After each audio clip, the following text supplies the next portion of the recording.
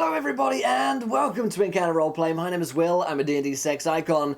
We are back here today on episode 4 of Nameless Horrors with a full cast and crew, and we've got a full episode in today, so fear not. Plenty of insanity is awaiting our investigators today. So let's go around the cast and crew, let's figure out who we are and who we're playing. And god damn it, whoever turned their camera around, I blame you, Redundant, because I bet it was you. Let's start with you then. You're on the bench. Redundant, how you doing, my friend? That's bull. It wasn't. Actually, it probably was Probably me. was. Yeah, I'm not too bad, thanks, man. I'm not too bad at all. Excited to be back. I've been thinking about this episode all week. I've just been eager to get back into Call of Cthulhu, because it's just damn right awesome, and it's just awesome to play with all these guys. You know, it's a highlight. It's a highlight. Wednesday used to suck. You're like halfway through the week, but now it's like a real peak. It's a real peak of the week. Everything's downhill from here. Everything's downhill from here. Yeah. Absolutely. Your weekend is gonna suck. Yeah. Redundant, my friend. Tell us about Sloan here.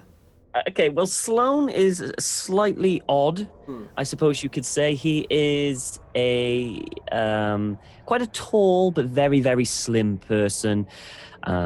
He's got, he looks like he's constantly tired.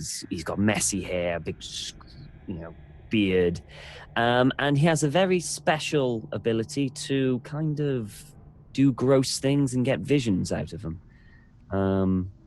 Yeah, and he's somewhat, I think, weird.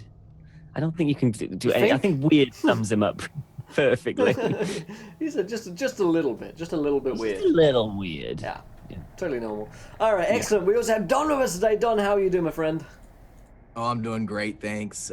Really excited to be here. Last week was so much fun, and this week I feel like we're gonna have to confront some hard truths about our situation, which is that it's really bad, guys. We're not doing so good. I play Garen O'Kayan. He is a consultant, somehow related to the Catholic Church. Maybe he's a priest, maybe he's not. He is an average-sized man, but very athletic built. He's got pretty thick, slightly wild, not as wild as Sloan, red beard that kind of covers up these 8 scars that he has, 4 over top of his lips and 4 underneath of his lips. And he's been very invested so far in trying to find a logical, rational, non-supernatural way to describe what's going on. But after the events of last week, it's getting tough. It's getting tough. Excellent. We also have Greg with us tonight. How you doing, my friend? I am, as I mentioned to everybody here, and I agree with Tom, this week sucks. It sucks bad, but, ladies and gentlemen, it is 1 p.m. Eastern on Wednesday, which means only one thing. We are back here for some Call of Cthulhu Nameless horror action. I will be playing the semi-giant Jolly, who stands between 6'3" and 6'4", a good 230, rock solid, full of muscle, not really that high on the apparent smarts meter, but we'll see just if his practical application of common sense will get him through. Probably not. But that's why the rest of these guys are here, to keep them on the straight and narrow. Yeah, speaking of smarts, we have Lockpick Lou. Lindy, how you doing, my friend? I'm doing super spiffy. I was so excited about today's game that I could not go to bed until like 5 a.m. this morning. I was just like in bed, like, tomorrow I get to be a hobo. Tomorrow I get to be a hobo. I actually woke my husband up and he was like, what? I was like, just go back to bed. Shh, it's fine. Yeah, I will be playing Lockpick Lou, the totally not crazy hobo who likes to pick locks, open things, close things, scheme a lot. She makes a lot of plans. Half of them may be made up, half of them may be lies, but she's ready for anything, and she definitely hasn't licked the fungus while the rest of the party wasn't there. That's kind of spreading everywhere. Yeah, she can't wait to meet up with the rest of the group because she's bored. She's picking pockets. The longer she's left unattended, the more mischief she's gonna get into. So much trouble, you guys. Incredible. We also have Brew with us today. Brew, how are you doing, my friend? I am doing well, sir. Hell of a lot better than last week. I am excited to get to this because the truncated show last week was just left me wanting more. Just want more. And so yeah, I'm excited to get to this, figure out what's going on, and see if I can save Pierce. Even though we all know that he's beyond saving. Yeah. But yeah, I can't wait. And also, like Jolly, he runs about 6'3", 239, right? That's about the yeah. So at least we know what that looks like now. Anyway, let's get to it. Amazing. Yeah, we're going to pump her up a little bit in volume here, I think. Just going for a little softer than everyone else, but that's okay. Let's remind ourselves what happened last time on the show. The party investigated the strangeness that was happening at the Miskatonic University, because it seemed like the good doctor who they left with the fungus to investigate, Dr. Aurelia Smith, she was a botanist, she ended up going a little crazy. When I say crazy, she ended up murdering 5 police officers. She ripped them apart and seemed impervious to their bullets as they tried to stop her after she had ended up seemingly going insane and attacking some students within the university. Most of the party followed them inside. Lockpick Lou, of course, got up to some shenanigans elsewhere involving Larry the Slug licking some fungus, heading to the pub, picking some pockets, and ending up outside the university, while the others investigated the scene of the crime, with the rest of the police officers having been murdered. They walked into a gruesome scene, which caused them to take some sanity checks. Some of them failed that. And they found the bodies. One of the guys was just still alive and managed to tell them that it was Dr. Aurelia Smith who had done this. She had fled the scene shortly thereafter and seemed to not mind whatsoever the bullets which they had shot at her. They found a lot of the fungal spores around the scene, which they have linked to potential like psychic breaks and people going insane, and possibly it's enough to kill one as well after they investigated and are still investigating the murder/suicide of the young John Waits, who found with the same fungus. At this point, Sloan decided to do his mystic stuff and touch the bodies and see what he could find. He found himself in a dreamlike state in Dr. Aurelia Smith's body, walking towards a man of big grey beard in a very fine kind of like country house. And the man accosted him, asked him what he was doing in her body and in her spirit, and then told him that he could not leave now. And that's where we ended off the last episode. So things could be better for Sloan. Things could be better for the party right now. Dr. Alan Pierce has also coughed up a great deal of fungus himself, sentient fungus at that. And Lockpick Lou's licked a lot of fungus at this point of Larry. Yeah. Not a lot. A lot. We wanted to know what it tasted Well, like. how much is a lot? That's the real question. How much does it take? That's true. Guys don't know. Free licks is what it takes. It's all it takes, kids. So we'll dive into today's game here in a few seconds. Before we do, remind you guys how to interact with today's show. If you haven't followed yet, hit the follow button and join us. When we hit 20 followers, you guys get to decide anything which happens next in our campaign. Could be a good thing, but let's face it, it's called Cthulhu, bound to be a bad thing. Also, here's a tweet for you guys, 20 retweets, and we'll have another viewer decision. I might say, what's inside this creepy box? And you guys throw out some ideas. We vote on it. The most popular decision will happen and affect our game. And of course, you can donate to affect the game as well. Give players nat 1s, nat 20s, wild magic surges, and so much worse. So, we're going to start today's game with Sloan. Sloan, my friend, who has walked inside a dream, it would seem like, into these visions that he sometimes has when he touches a body, and he can see into the past, the present, the future, things that might happen, things that might yet come to pass. And walked inside, looked down, he's kind of inside Dr. Aurelia Smith's body, and walked into this country mansion and met this gentleman who would appear to be kind of like lordly, right? He definitely has a air of nobility around him, and he's been accosted, and Sloan's in a bit of trouble here because he's been told that he can't leave. The gentleman looks at you, and I'll give you the line again. Well, now you can't leave. Okay. So, Sloan is going to attempt to lift his hand. So basically, does he have control over this body? He does, yeah. Okay. Is there a window in this room? There are plenty of windows in this room, yes. Okay. So Sloane's basically going to slowly walk over to the window and have a look outside. And while he's doing that, he goes, "What do you mean I can't leave?" When you look outside, you can see out into this kind of strange light that you're in right now. Everything looks a little bit kind of grayscale and warped. And you look outside, and in the fields which are around you, it's like golden cornfields. You see that there are a lot of scarecrows that have turned their faces towards you. Probably about 10 or 15 scarecrows that are in the fields. Fucking hell. that just kind of turn their heads and pivot to look towards you. Is there in the background? Are there any like striking features, like a mountain, a town, a village, something like that? Yeah. Roll me a spot hidden because everything's quite blurry. It's difficult to make out. Okay. All right. Oh, that's a good start to today. Let's Very hope it. My spot hidden is 40, and I rolled a 25. Excellent, excellent. There is what appears to be a village in the distance. It's not big enough to be Arkham. Yeah. It could be one of the other surrounding, villages. Are there any standout buildings? Maybe like a church with a church tower with a clock, or something that stands out? You make out what appears to be a large tower structure which is moving. It gives you the impression of a mill. Like a big kind of like a sawmill or a watermill, which is turning, and that's the most distinctive feature that you can make out.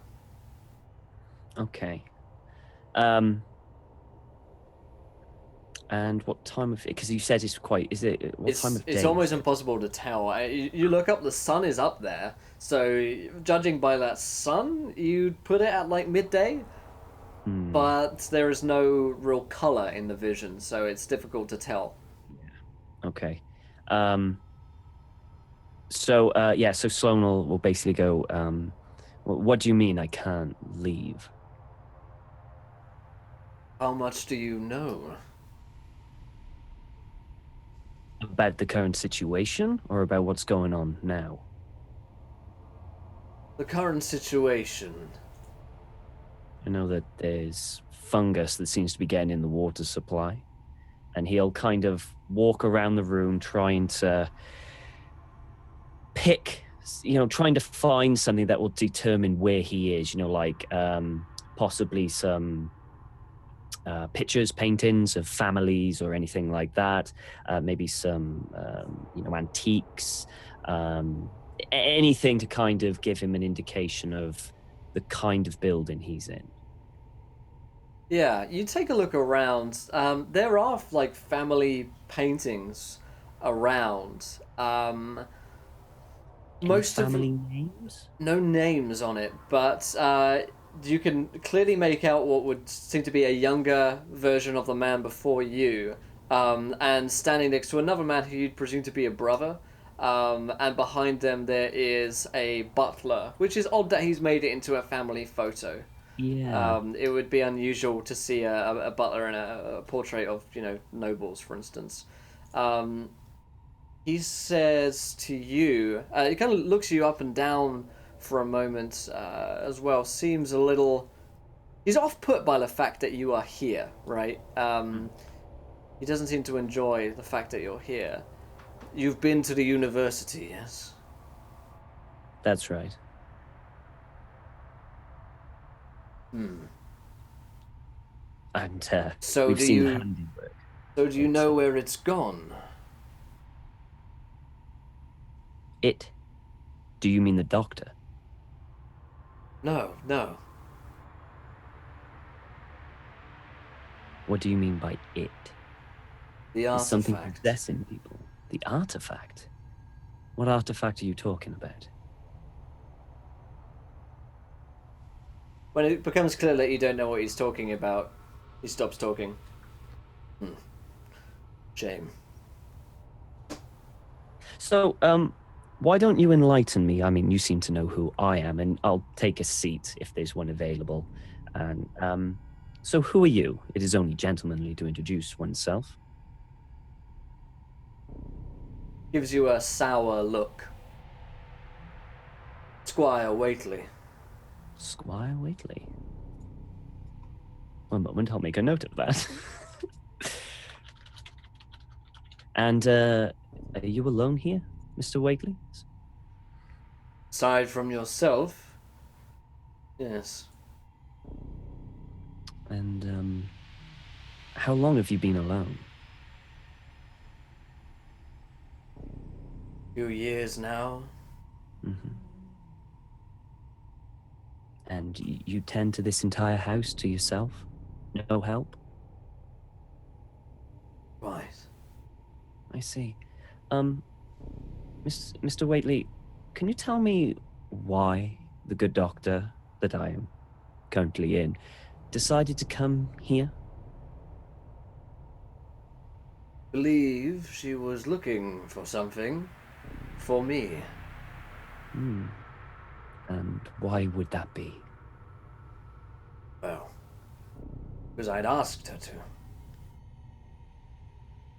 But she's How? gone now, is she not? Well, I would imagine that with the amount of wounds that she sustained from the officers, she won't last very long. Maybe. Yes. Yes, it is. She was a very nice person. Very nice. And seemed very interested in actually helping us. Oh, I'm sure she did. So why did you call her? Call her. You said for her to come here. Because I'm looking for something. Something which you clearly have no knowledge of, so... Not yet, but I'm assuming it is this artifact that you are talking about. Quite. The family gold. Hmm. The gold Ferronnier. Hmm. And is it recently gone missing, or has it been lost for quite some time? Recently, it has been taken from the university. I hired Miss Aurelia Smith to look into the matter for me. Although now she's going to be of no use whatsoever, so perhaps you can instead. Perhaps, if you tell me more about this artifact and what it looks like, the effects that it might have. The gold Ferronnier is an artifact of some importance to me, because it is a family item. You see, I am traditional. I wish to have it back in the family hold. Mm-hmm. It is of little significance, really, to anyone other than a collector. But it does have rumors, of course, surrounding it. The Waitleys, back in the 17 and 1800s, well, they had something of a reputation. There is a darkness which surrounds the golden Ferronnier. No one can hold on to it for very long, it seems. It often goes missing. Its owners often end up, well, in unfortunate circumstances. And Sloan will give a little smirk at the corner of his, I think, interesting. And these rumors about its, I suppose, unfortunate power. Do you believe them? Not a bit. No, not a bit. Has any misfortune happened to... So where did these rumors originally come from then? I mean, all rumors and superstitions come from something, even if it is not the truth. Well, it was during the time of revolution. A lot of people got killed in a search for gold. Mm-hmm. It is rumored that the Waitleys found a special source of gold, which had properties unlike normal gold. Some scholars have rumored and speculated that the gold comes from the Hyperboreans who first discovered it and created temples underneath Dunwich from it. Therefore, the same rumors that haunt the Miskatonic Valley haunt the gold. Still, fortune seekers may come through Arkham Dunwich seeking it, and I may hire them. For it is valuable to me to have it back where it belongs. Rumor has it that should the Golden Ferronnier be returned to the Whately household, then the curse will be lifted. The curse upon Dunwich. So, do you have any suspects who would take it?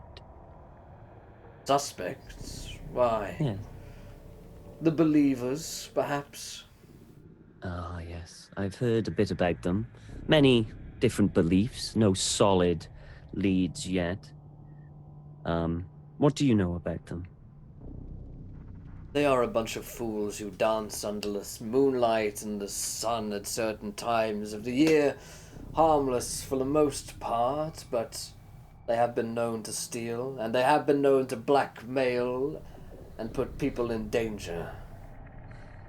Which, of course, I'm not adverse to, should the need arise. When it comes to the Golden Ferronnier, of course, I pay handsomely to those who are willing to get the job done. Of course. Of course. So if we are to find this artifact of yours, where are we to deliver it? I mean, where is this place? Why, once you have the Golden Ferronnier, you can return here to the Whately household. Mm-hmm. We're just outside of Dunwich right now, although we are not truly there. You're speaking to me from the past, when Aurelia first visited me.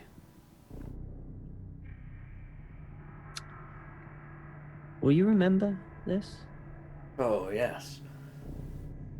Interesting. It will have been a conversation we had 2 months ago when you return. I'm assuming she wouldn't. I have no idea what state she's currently in. She Wow. remembered the conversation, yes. I did not force her into doing anything, no. Of course. She came to me with a vested interest. What was her vested interest in this? I did Was it not for ask. Money? I think so, yes. Interesting. Is there anything else you can tell me about this artifact which may help us hone in on where or who could possibly have it? And if there's and what you know about this fungus, this that's going around. Fungus. Yes. It's green and very alien in the sense of that it's not like normal and seems to be coating the river. Seems to happen fairly common. Why, if that's the case, I'd check out some of the locations around the village where the water supplies could be poisoned. Is that not the field that Miss Aurelia Smith was working in? How strange. Yes. Yes, it was. I just find it strange that she was also looking for this artifact. Maybe coincidence. It may not. I hire a great deal of people to look into this, Mr. Sloan. Perhaps you have met a few of them already. If you would give me some names, I could answer that. No, I think not.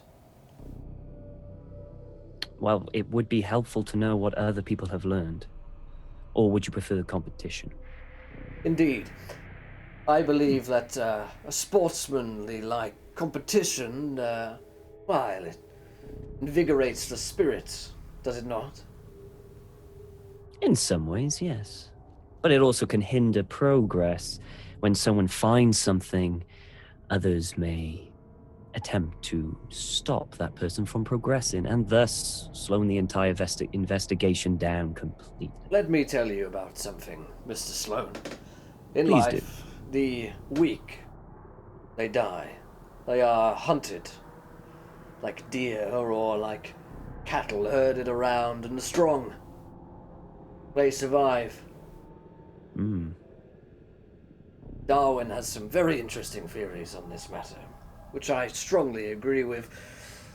Now, pitting you against fellow competitors for this race for the Golden Ferronnier, why, that makes perfect sense, for it will only lead to Ferronnier being found earlier.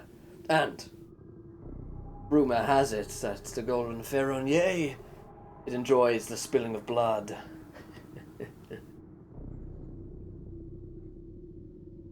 If you believe those sorts of things. Oh, of course. Yes. Well, that is if we decide to look for it. You see, that we're not really interested in finding some trinket of families. course. Normally, it depends on what the trinket is. Quite. It is merely a small trinket that I wish to have returned to our family home. I understand.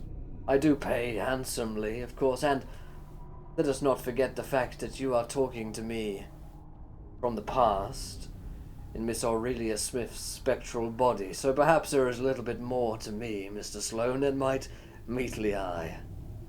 Oh yes, I'm sure there is plenty. A more to powerful friend indeed, a more powerful enemy, I promise.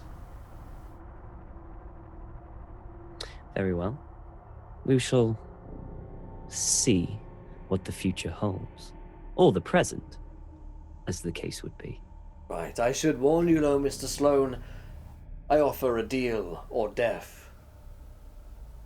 So should you accept, then you will have 7 days to find my artifact. If you do not, then within those 7 days, you will be dead. That is not a threat. No, not a threat. It is merely a promise. Is this the same deal that you gave to the others? Or is this a special occasion just for me? It is strange, actually. Yes, Miss Smith. This is her 7th day. And there's kind of like the smarkiness and the kind of confidence of Sloan kind of just wanes a bit as, you know, he's like serious. I see.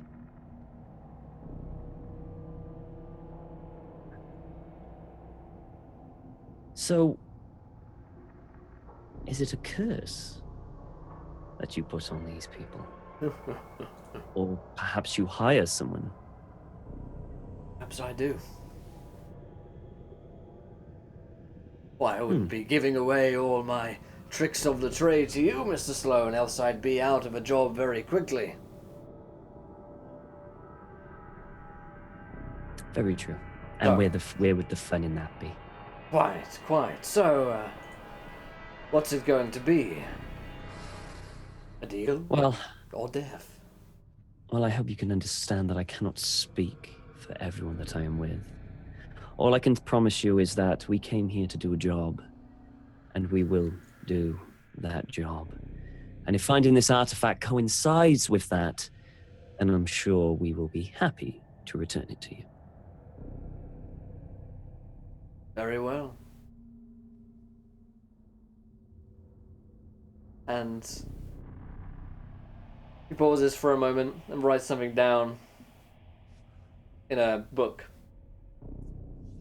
So I suppose you wish to be returning now? Yes. These things don't normally go on this long. Quite. Well, when you return, this conversation will be but a memory. But you will remember it. See you soon, Mr. Waite. Until next time, Mr. Sloan, one way or another, I'll be seeing you. And Sloan, you open your eyes, and you're back in the room with your companions, everyone except from Lou. In the scene of the crime with the 5 dead bodies of the police officers in the greenhouse at Miskatonic University. the conversation you had isn't one that you remember just having had. It's one that you remember having, like a week or two ago, you think? Yeah. Okay. Should I roll my sanity now? Yes, please. Okay. I have a sanity of 84, and I rolled a 49, so I passed. Very nice. Very nice. So Sloan will open his eyes, and he'll just kind of gasp, and he's like just scrabbling on the floor. Pierce will go ahead and get the bottle and be like, no, wait, here you go, and like go ahead and feed it to him. And he'll You with us? and for the moment he's just staring dead straight. Sloan, can you hear me? Is my voice too quiet? Is my volume okay? Sloan. And after a few breaths, his eyes will just dart to the doctor, and I am well. What happened? Did you see? Did you see what happened to her? No, it's the strangest thing. I did not see what happened to her, but in doing what I did, it jogged a memory of mine. One that strange that I would forget. I spoke to a Mr. Waite a month or two ago. But it didn't seem like it was me. It seemed like it was like the good doctor. He seems to be looking for something. An artifact. This man is looking for an artifact? Yes, a family artifact. The Waitley gold. Waitley I can't remember what it was. Gold. What was it? Well, gold. Golden Ferronier. Golden Ferronier. Ferron. Yeah. He's looking for the golden Ferronier. Ferronier. It's easy There for you you to go. say. What he said. I've never had that kind of wine.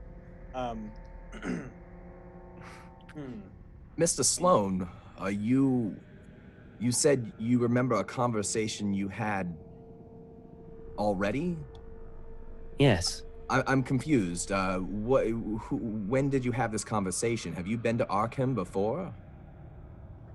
No, I haven't. Not physically, anyway. Well, that clears it up then. It is irrelevant.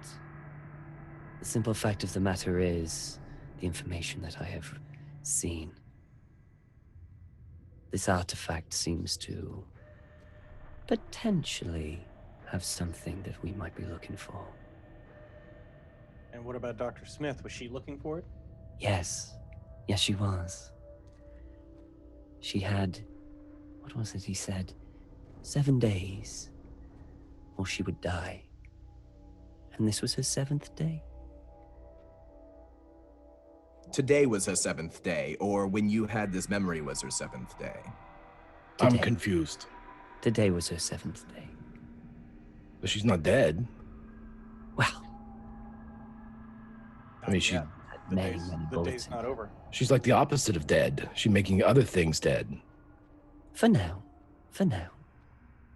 But I feel that she will probably expire soon. Did you find out her whereabouts, where she might have gone to? Well, I know one place she might have gone to, but I'm not too sure about that. You see, she went to the Wakely estate to talk about this deal. If it's still the deal she's trying to do, then perhaps she went back there. Do you know where this is? Or, Yes, I do. dare I say, do you remember? Dunwich, yeah? It was a village in Dunwich, wasn't it? It was Dunwich Village, yeah. Yeah, Dunwich, yes. It was Dunwich Village. This place where you went a month ago but weren't really there. Yes. So We it just- means you should know the way back, right? We just cracked this case wide open. Well, I'm sure that we can get some directions if I don't. Yeah, apparently we cracked it open a month ago. Do Yeah. you, Go ahead, sorry. do you have any reason to think that 7 days might be what our good friend Alan here might have as well? Any indication that he might be in a similar state as Dr. Smith? Well, that depends if he made the deal with Mr. Whately. He did say that there were others looking for it. So I would imagine maybe. It's something Garrett, that we need to I mean, ask. I've spent a few nights inebriated, but I don't remember making any deals. So, And Sloan will go up. Are you sure? no. Right. I see. Just kind of look at Jolly and No, I don't know, Doc. I'm sorry. It could be that you are just... It was an unfortunate coincidence that you have just been coughing up this green goo. But then again, at the same time, this fungus, I do not know the commonality... what this has in common with the artifact. Maybe it is the artifact that causes this fungi. But I do not know. Well, I'll say it makes me very uncomfortable, this idea of being strong-armed into finding an artifact and bringing it to the Whateleys. From what we've heard and read about the Whateleys so far, they are not the sanest, safest, most altruistic people in this region. They have a very, very bad reputation. I have a clipping that describes what seems to be a journal of murder, perhaps cult murder. And this also sounds like some sort of potential cult activity that is happening. I feel like we need to find a way to stop the fungus and cure Alan without giving into these demands. I still fail to see if the fungus is anything to do with us. It could be. They say it has been always here, and perhaps it is just a particularly bad time of year for it, and it has gotten into the water supply because they have not maintained it. Or perhaps it is connected. The only way we'll find out is if we look deeper. Garen reaches into his jacket pocket and he pulls out a little thing of matches. And he says, well, I think it's very important that this Dr. Smith, when she was on her rampage, and he pulls out a match, she was not able to be stopped by bullets. Very disconcerting. And I ask myself, is this because of the fungus or is this because of something else? And there's a swath of fungus that was described on the broken window where she escaped. He's going to light a match and not touching the fungus, but extending the flaming part of the match to the fungus, try to see if he can get the fungus to react, see if it is damaged or burned by the lit flame. It does burn. It does burn. It doesn't explode, but it will ignite as though it were like paper. Okay. And does it seem like a normal, physical, natural reaction, or does it seem to have a supernatural reaction? It glows green, which looks a little ghostly, but it doesn't react in any scientific way that you can tell particularly strangely. Okay. He says, well, I'm not sure if this says anything to you, but at the very least, this fungus is not indestructible. And that's a concern because the description of Dr. Smith is that she was more or less indestructible. Yes, it's always good to know what it is weak to. But then again, it could be that this fungus gives what would seem like supernatural abilities, but it is just the human body on adrenaline. It has been cases of tribes in Africa using such things. But who knows? The officer who is like thrown up and kind of left you guys alone for a little bit. It's kind of getting back to his feet and kind of getting back to everything. And he's like, "All right, y'all better get out of here pretty soon. The rest of the boys are coming along. Now I don't mind that you've been in here, but you better get out because when the captain finds you, he's gonna hide both of us. He's gonna whip both our hides." Yes, I don't think we want to be here when he arrives. But before we go, what was she doing here? The woman, the crazy person who killed all your friends? What was she doing here? What made him call you guys? She coming here killing people, or is there other people other than cops dead somewhere? She took a scalpel to some kids. Where was that? We don't see no kids here. They ran. They ain't dead. They're not dead. Huh. You don't know who she was going after? Was there a particular kid? Was there a target? Perhaps the others were just merely in her way. Listen, man, I don't know what's going on here. We're gonna have to talk to all the kids and figure that out. Where are they? Out in the hall. Jolly just starts walking out to the hall. Yeah, I'll follow him. Okay. Officer Brooks, will you be at the station later? Yeah, sure.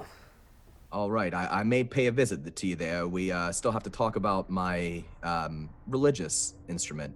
Yeah, whatever. He'll follow the rest Just of them. get out of here. Yeah. All right. So the group of you leave, and as you kind of head back out into the hall with the kids, there are other police officers that are starting to come in. They are starting to move, the kids away. The one kid that you still see who isn't kind of protected by any adult is Tommy, who is still sitting down on the bench, who witnessed the attack of Miss Aurelia Smith.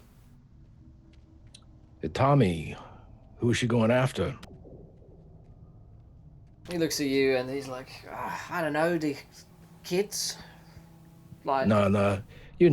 Predator always goes after one particular thing, gets their eyes set on something, goes after one particular, everything else is in the way. Was she heading straight towards one person? she was all over, flailing, like a mental woman.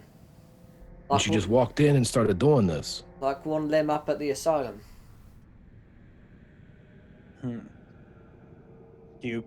Tommy, do you have a lot of experience with those at the asylum? You ever? I've looked inside. There's you jump over the back gate and then through the dumpster. There's a chute up there. You can go up if you're small. You can look inside. And if you're small, like 5 foot tall, Alright. like say you're 5 foot nothing, like you're like a big weed that's like 5 foot with like no depth. It's almost like you turn sideways and disappear. Yeah, maybe. Okay, thanks, Tommy. He's heading off to Cardboard Town.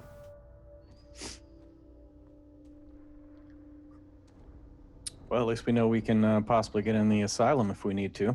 Yeah, where the fuck is Lou, by the way? Yeah, or how Lou got out. You can probably spot her loitering outside. With Larry. Oh Jesus, she's out among the people. Yeah, we should maybe save her from them, or Other way around. or vice versa. Yeah. Occasionally you see her like kind of bump into somebody. Like, oh, sorry, pardon me. Oh, sorry. She's stealing all this shit. We gotta do something. What time is it right now? Like, what time of the day? It was It's evening, heading wasn't towards it? heading towards evening, so probably like 6 p.m. And do we know, like, what season? Do we know what the date is, the specific date? Sure. It's the 23rd of November. Okay. They're cold. Yeah. You guys want to go outside and meet Lou? Yeah. Lou's nicked a bunch of watches. She's probably got a bit of cash on her as well. It's a bunch of useless shit as well, like like pencils and pens like the kids have in their pockets, that kind of stuff. Yeah, probably a few sets of keys to things that she's no way of knowing what they open. And you meet her outside. There's a huge crowd gathered outside here, right? You know, everyone is really interested to see what's gone down at the Miskatonic University. The police are trying to get everyone out of the way and eventually are kind of pushing everyone back into the streets so they can't see. Hello. Hello. Hey, Jolie. We met one of your subjects. Did you really? Actually, yes. So Okay. I told you they're nice. Unless they wasn't nice, but they was nice to you, right? Tommy, his name was Tommy, and he was Oh, Tommy, very he's a nice. dear. He's a sweet one, he is. Well, there's quite a few officers inside still looking into this, and we probably shouldn't stay right here. Well, what's our plan, friends? Where are we headed? Well, I mean, I don't know if we want to run off to Dunwich at this time of evening. Dunwich? Um, No, I don't think so. With the we're supposed to meet your lady at the Black Dahlia tomorrow, right, Jolly? Black Dahlia tomorrow. Yeah. Jazz club. Yep. Yeah.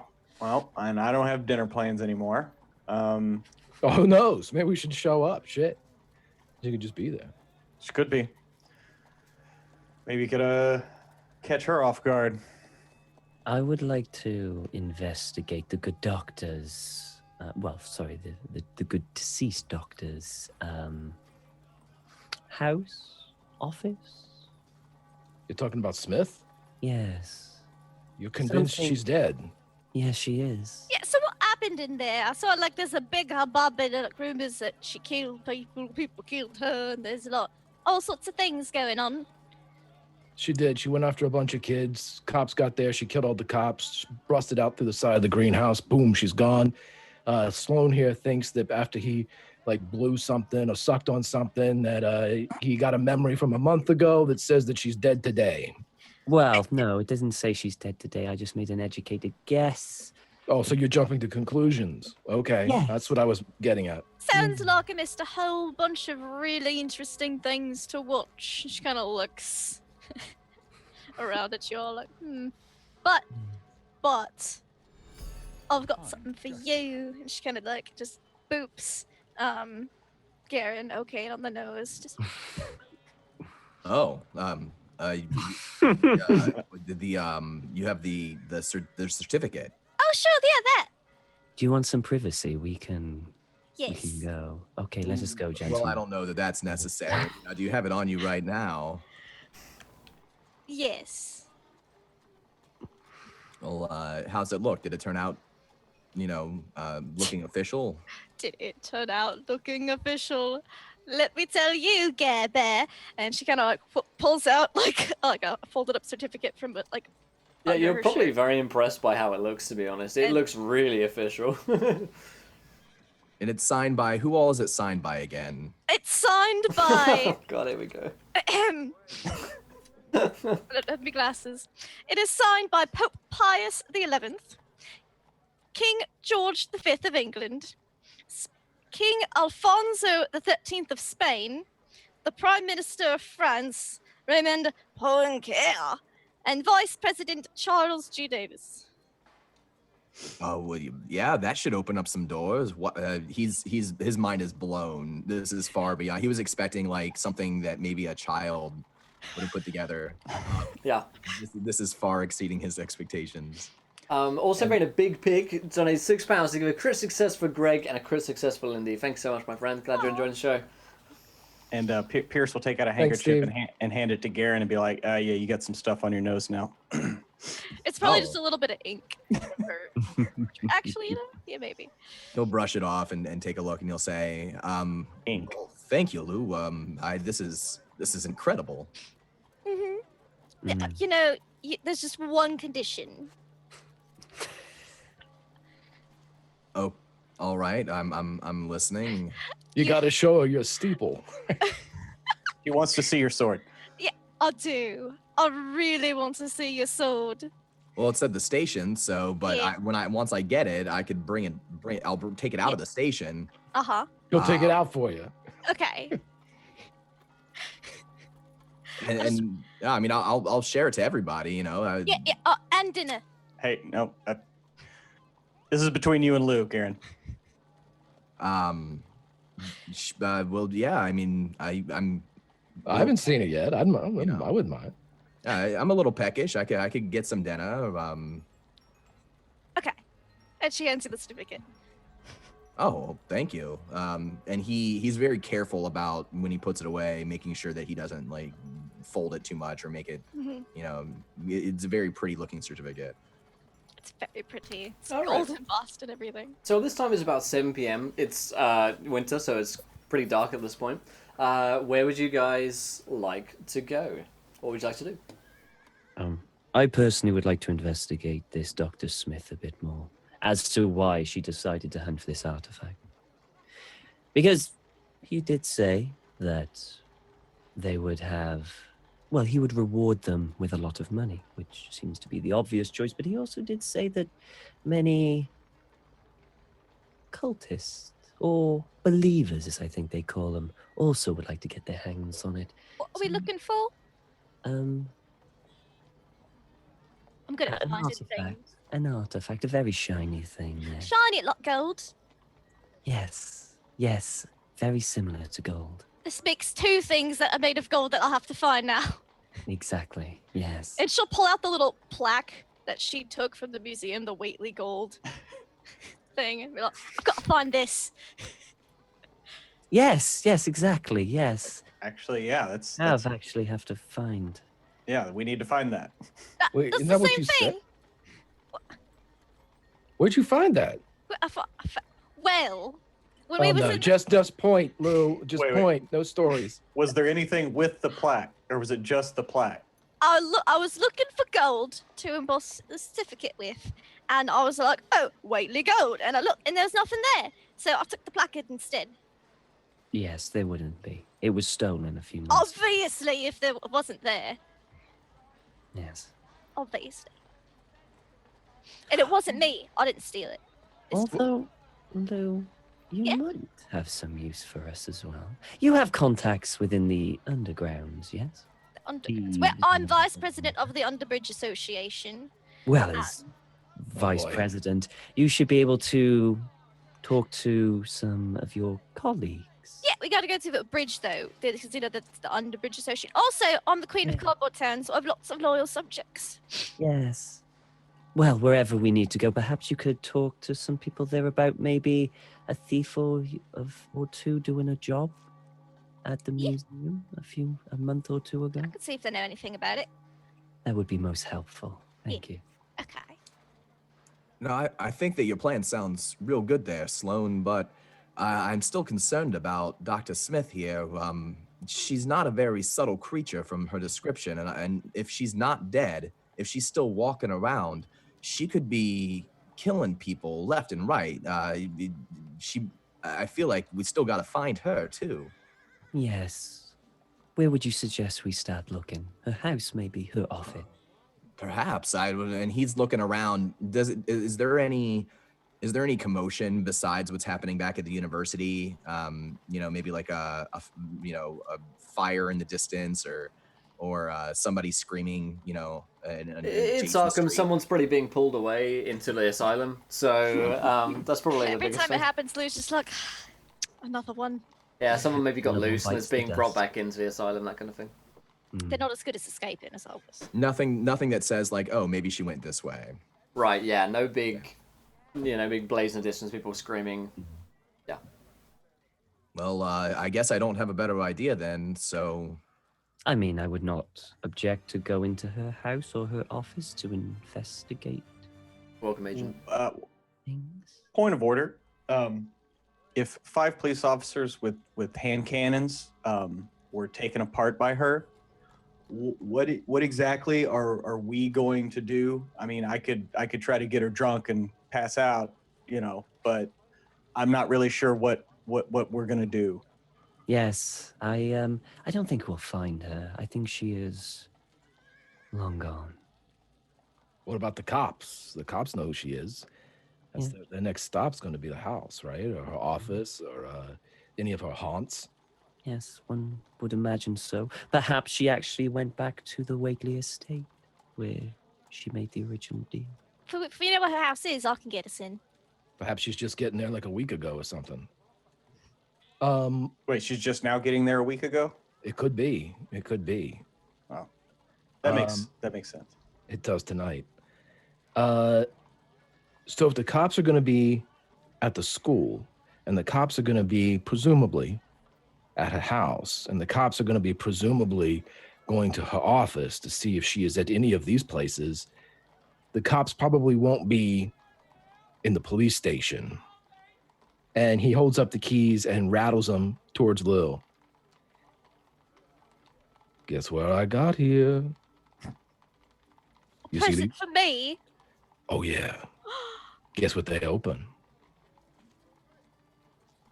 They open the police station. Oh. Right?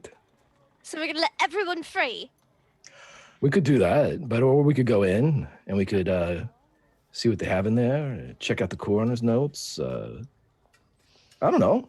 Just an option I thought I'd bring up with Lou here.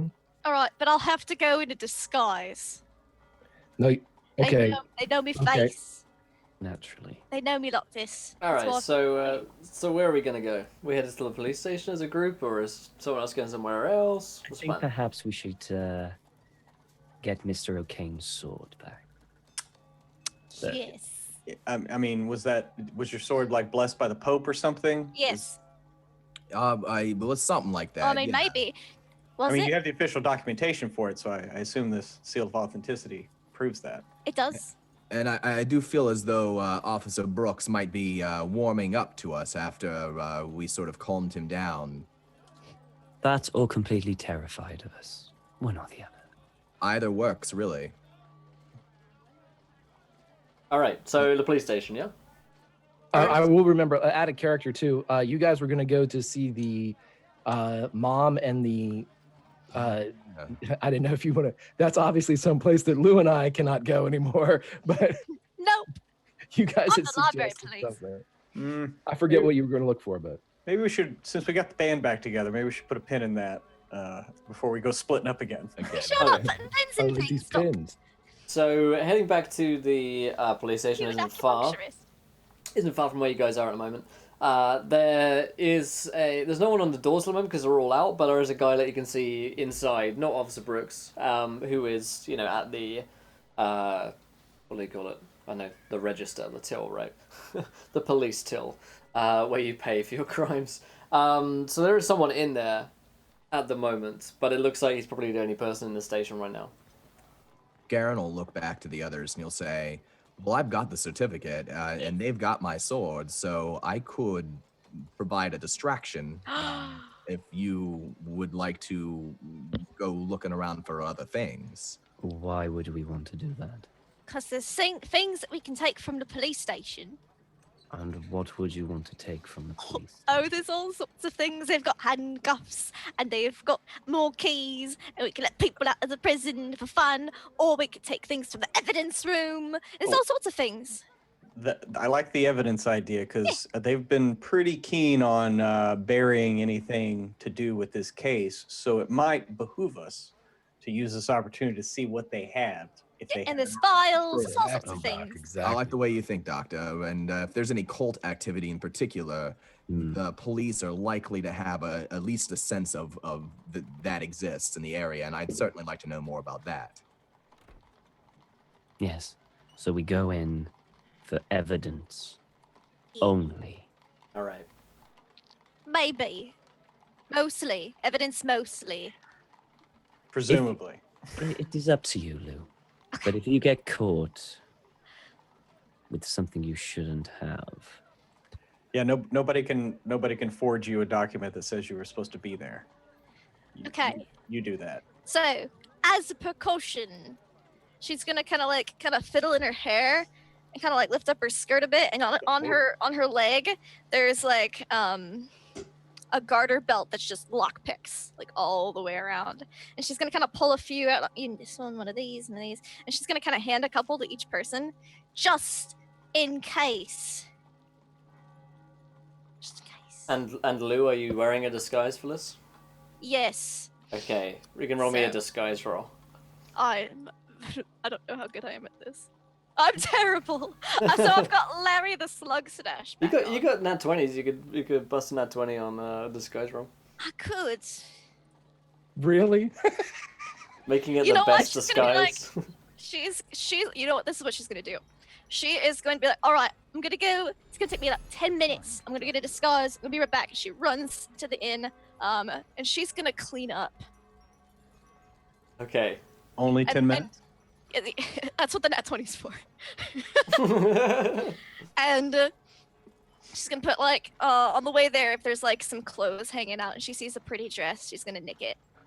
That's what Alrighty. she's gonna wear. And thank you to definitely not Lauren for this £10. I'm not saying this donation is for a monster, but I'm also not saying that. Okay. Okay. I will write that down.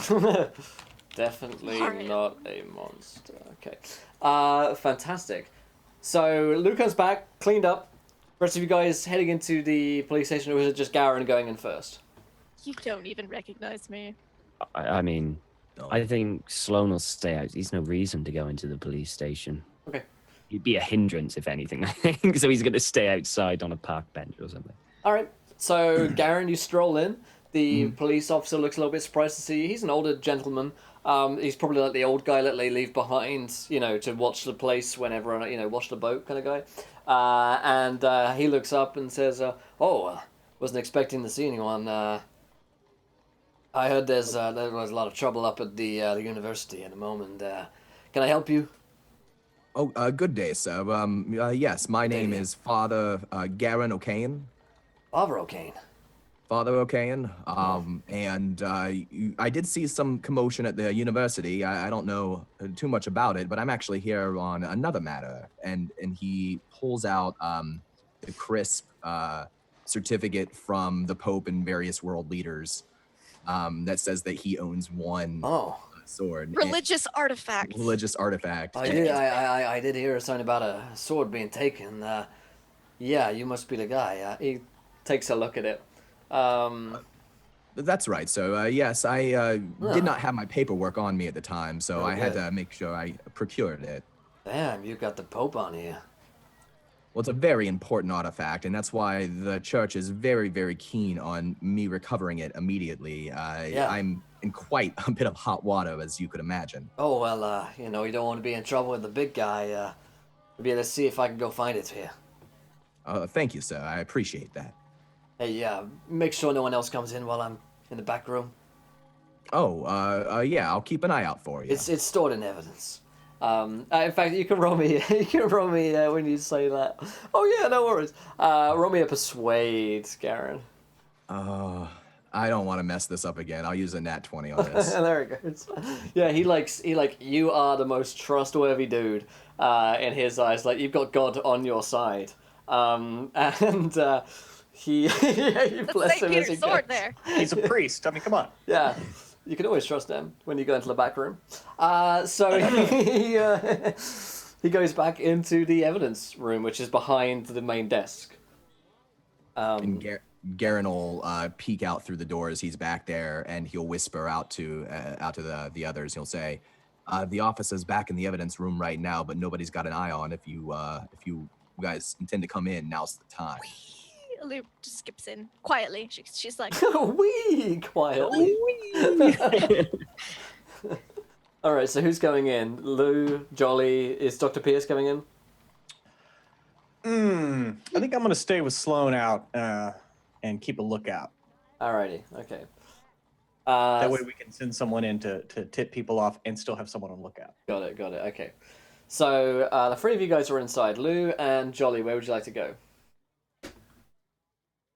You know where the the coroner's bit was. You can see where the evidence room is. There is an officer in there right now. There might be another way in there, and there's an entrance to your right, which leads to the cells.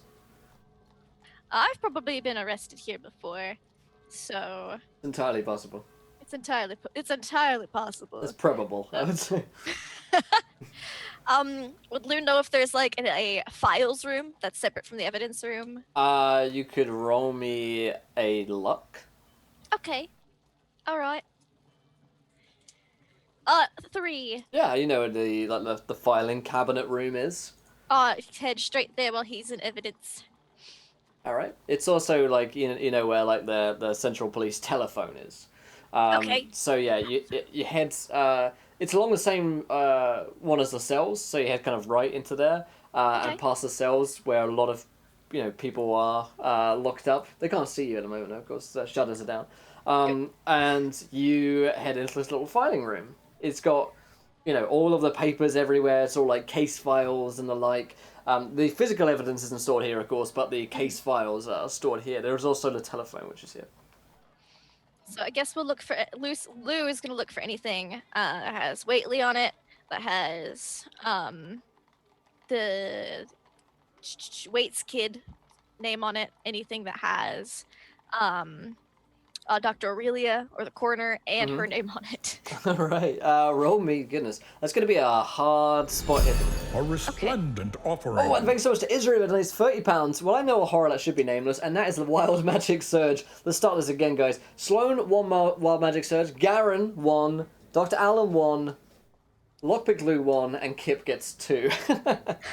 Thanks so much, Israel. That's also an extreme success. I rolled a 5. Ooh, damn, that's very good. I'll get to you here in a second, so let's do these wild magics. First of all, as you guys are either outside or entering into this area. So, Garen. 5945. You are 20% likely to explode when you're burned by magical fire. Good. That is very good news. Dr. Alan Pierce. You must state your name to anyone who asks it, and you have to say that honestly. So anyone that asks your name, you have to be honest. Can't lie about who you are. It's kind of useful to me. Lou. Yeah. Oh, oh no! Oh no, what's bad? When you roll a natural 20 to hit, you wound yourself instead.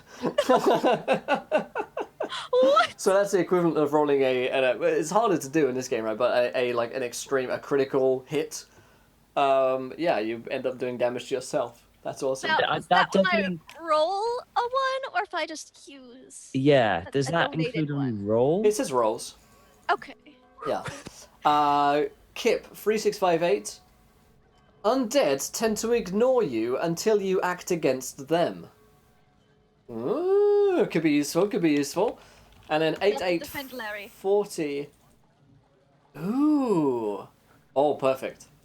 Okay. Are you with Lou at the moment, Kip? Yeah, You're in the filing I room would with her? think so. No, I went to evidence and she went to Guys in the evidence. 5. So the police officer's in evidence right now, in physical evidence. Oh, I'm Yeah. sorry. I thought you said. Okay, yeah, well, I'm sure I'm with her then. Okay. And Alan, same goes for you, yeah? All in the Yeah. filing room. Okay, so Lou, you're probably going to pick one of those topics that you can find something on, because you said 3 things that you're looking for. So which Yeah, one in but it was particular would you want? extreme. Can I get 2? No. Out of one's on you, one's on Dr. Aurelia Smith, and one's involving the name Waitley. We know the least about Waitley, but would she look for that over her own name? Is Jolly helping look, or is it just me? I could help to look. Sure. Can I use a nat 1? Sure. I'll let you use an hour like that. Why not? Give her nothing. She'll look for Waitley, because Okay. these guys recognize her. There's probably not much point in destroying her own files. Oh, this is awesome. Sloan, so I missed. People journey for miles to voice grievances against you, Sloan. People like go out of their way to come and tell you how much they dislike you and things that you've done that they hate. Oh, that's incredible. Oh, Sloan. Amazing. So you look for Waitley, Jolly fails. Dr. Pierce, do you want to take a look? Anything in particular in the filing cabinet room? Oh, well, I was staying outside, but I Oh, guess I could you're do- right. Sorry, you are outside. I don't know why I asked you. Yeah, Mr. O'Kane, you're back waiting for the officer. Right, so the 2 of you. Skip out. So, yeah, you find some bits on Waitley. Let's see. We'll just take them. Yeah, you find some files on Waitley. Most of these look like similar ones that you've had before. on Wilbur Waitley, number 6 here that you're looking at. Okay. You also are going to get number 9 added to your journal now. Ooh, okay. And also number 12 is added to your journals Awesome. as well. These are the 2 files which you turn up in the filing room. Cool. We can take a read from them now if you like, or we can look at them later. Reading them will take time. In-game. Yeah, no. Read them. She just be like, here's a name I recognize, here's a name I recognize, here's a name I recognize, and she's just pocketing them to give to the boring people to read later. Okay. As for that, you could spend longer in here if you want. However, let's come back to Mr. O'Kane.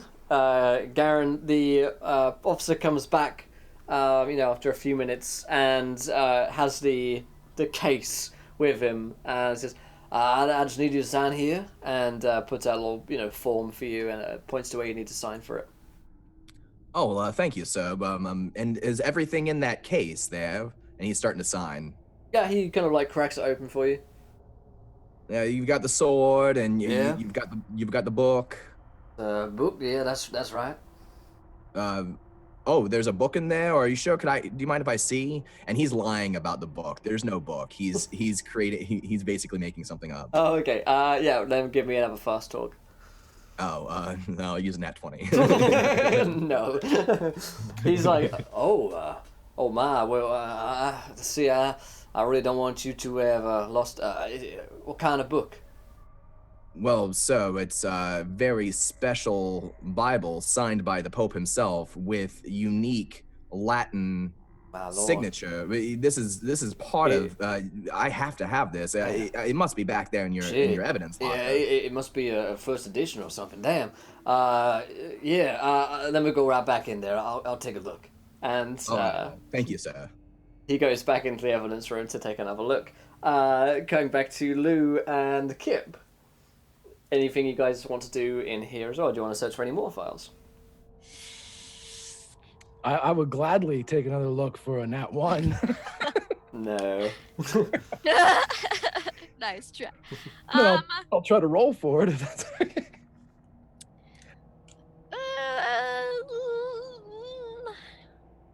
I think Lou wants to get in that evidence room. Can I check and see who is currently incarcerated? Sure, you can take a look at him.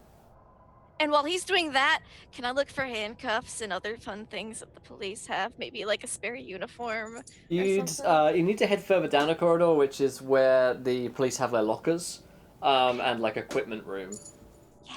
Oh, yeah. Look for an order. I even whisper this to Lou. Lou, go down there. A lot of the cops. You told us a lot of the cops. They work at the asylum as guards and stuff, right? Yeah. Right. Okay, maybe one of them's going there from here, and maybe they got an orderly outfit that I can put on. And so if somebody catches us, I can say, hey, I found this crazy. She got away. And everybody going to believe that because I'm big and you're fucking crazy. And then we can escape. I'm not crazy. We're pretending. Okay, I'm good at pretending things. Yeah. Right. That's what I said that you didn't hear and I didn't really say. But let's do this. Lou's gonna scurry on down towards the locker room while he checks to see who's incarcerated then. All right. Effectively, other Lauren pays £10. Magic item for Lou because I already feel guilty. Roger that. We're going to find something interesting in the locker room, it would seem. Kip, you take a look inside some of. I was just going to read they should have like a Sure, I plaque have a or list. Yeah, something that says who's where. Do I recognize anybody? No names turn up which are recognizable, except for the last one, which it has Waitley is on the list, just as Waitley. Waitley. Kind gesture. Ah. That name rings a bell. We have the keys. I'm not saying we should let him out, but I walk up to it and knock on the just lightly knock on the door. Hey, Waitley. You awake? You hear a stirring from inside, but the person doesn't talk. He a little slide thing you can slide and peek in. Sure. He slides it but does not look in. Okay. and uses it just for sound. Hey, Waitley. What you in for? Also found it is really 2 wild magic surges for Lou to counteract the magic item. Love it. Yeah, you open up the slider, and don't look in, but just kind of, open that thing up. You hear the person kind of like sit up and start kind of.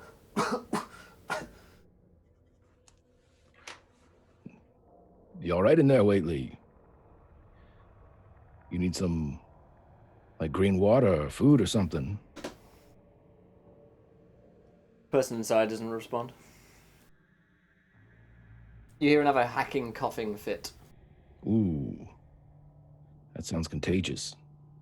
You looking for the golden Ferronier in there, Waitley? You find it? You can roll me a sanity check here, and we'll use that one on this, of course. Let's see. Oops. Oh, not D20, D10. Ooh, that would have been bad for you. 2. Damn it. Okay. So drop 2 sanity. As you hear the voice says, "The golden Ferronier. Where is it? Bring it to me. Where is it? Bring it to me. I can bring him back. Where is it? You're gonna bring him back? Who you bringing back, Waitley? Bring it back to me. I need it." Yeah, we point us in the right direction there, Waitley. Where they find you? Were you looking for it? Where did I have it? Where does he have it? Does he have it yet? He can't be allowed to have it. I must have it. Who are you? What is your name? Who are you? Me? I'm not important. Bring me the golden Ferronier. Bring it to me. Where was the last place you saw it? Were you looking for it when they picked you up? Cold Spring Glen. Where is it? Where is it? Bring it to Cold me. Spring Glen, eh? Oh, yes. What I about must the have- Doc Smith? Dr. Smith, you think she's after it still? Oh, maybe. Could be. They're all looking for it. Yes, they're all looking for it. They're all looking for it. But he can't be allowed to have it. I must have it. I must have it, stranger. Waitley, what's your name? What's your first name? Waitley, wizard. Wizard Waitley. Wizard? They call Like with me a D? Wizard. Okay. All right. Well, we'll go with Wizard. Hey, who am I to throw stones at names? They call me Wizard Waitley. All right, Wizard. You're saying Cold Spring Glen, right? Oh, Spring Glen. Yes. I must come back. I must be back there. Must bring the golden Ferronier there. Yes. How'd they get you? Wizard, how'd they get you? How'd they get you in here? Oh, I never left. I never left. You never left? Look inside, see me. Look inside. Then you will see. You dead in there, Waitley? Golden Ferronier. Look inside. Damn. You want me to look inside? I got a friend that might want to look inside. Yes. All must see. Then you will see the true knowledge. Yeah. He's holding on to his bat and he looks down and the eye winks at him. I don't think I'm gonna do that, Waitley, but I'm gonna take your advice and I'm gonna put it. Like my friend the doc always says, put pins in things. I'm gonna put a pin on that one right beside my my potential Look love interest. inside. Roll me a power. Ooh, we're getting feisty now with the power. Let's take a nat one on that one, shall we? Oh, son of a bitch. You sense yourself just forced to look. You can't help but look at the supposed wizard Waitley. You're one of as well. You could have looked at. Oh, I know, buddy. Thanks. And looking at Mr. Waitley here, roll me a sanity check. Oh, let's show us. Take that 20. Oh, he got in there first. So it's all about the speed of calling it now. It's all about that APM. Yeah, you just stare at what supposedly is Wilbur Waitley, you see a mass of fungus, which looks like just like mold on the top of the ceiling. Oh, dude, it's just like Stephen King. What was that? Remember oh shit. Never mind. Probably. Yeah. It's called a Cthulhu, yeah. Oh God, someone in chat, the little short snippet movie that had like the different things that happened, and he touched the meteorite, and somebody will get it here in a second. Never mind. Okay, cool. So I'm sorry. It's all Yeah, Dreamcatcher. Dreamcatcher, Ulysses. No? Okay. no. Well- I'll get it. I'll scream it out. Whatever. It doesn't make any sense. Basically this big. You'd think it was just mold growing on the top of the ceiling, if you weren't, already knowing what this stuff was, and it seems to be sentient. It seems to be talking to you. Creep show. Boom. Oh, wizard. Yes, now you see. I do see. You want me to like burn you up or something, or are you all Bring me the right, golden ferronnier. Bring it to me. buddy? You're like moss now. He You know must not this, be right? allowed to have it. The Ferronnier has powers beyond this world. Librarians, they knew it could bring you back from the dead, or worse, the state that I am in now. He wants it. He must not be allowed to have it. Okay, wizard. I don't have much time here, but you got to help me out. Obviously, I don't have it. Obviously, I need Bring to it to back. me. Right. Bring it back to here so you're not made of moss anymore. I gotcha. So I am whole, and so that the moons may rise again. Wait, wizard, do you have anything somewhere? Maybe a cache of stuff that you were holding on to, magical, mystical items that would aid in your discovery? Henry Arkin, and Dunwich. Yes, Henry Arkin. Find him. Henry Arkin. Find Henry Arkin. Yes, I am there. I am watching. I can sense him. I can smell him. Okay. Any other bits to help us get one step ahead of everybody that he's sending after this? Trust nobody. They cannot be trusted. They want the golden Ferronnier. They want it instead of me, and they can't be allowed to have it, stranger. They mustn't be allowed to have it, for if they do, I will be everywhere. Are you all the green stuff, wizard? Bring me the golden Ferronnier, and I will not hurt anyone else, stranger. It's a deal. And Jolly's telling the truth. It is a deal. I will bring it to you if you promise not to hurt anybody else and get this out of the water, maybe. Can you tell me anything about the Waits boy? Was he helping? John, Yes, that's him. Yes. I still feel his memories inside the membrane now. Delicious. Can he be brought back? The golden Ferronnier holds many powers. Perhaps so, yes. Perhaps we could speak to him if you bring me the golden Ferronnier. Now we can learn more about what he was doing, about what he was made to do. Many of them are looking for the golden Ferronnier, and they will do anything for it. They may seem like good people. They may seem like normal people, but they are hunting for it. They have been corrupted by Waitley, by the Squire. I should never have trusted him. Never trust a squire. All right, wizard. Now he controls them. He controls them in Arkham, and in Dunwich. You may think them your friends. I know this. John learned one word that I still remember. I still remember it now. How do I remember it? As though I were alive today, there was a word, a name, a man. The name was Caligula. Caligula. Yes. Still resonates within my membrane now. John learned it, and it was the last word that he learned before he died. How did he feel about the name? Was he scared of it? Judgment Day. My friend. Judgment Day. Judgment Day. Now bring me the golden Ferronnier. Bring it to me, I must have it. All right.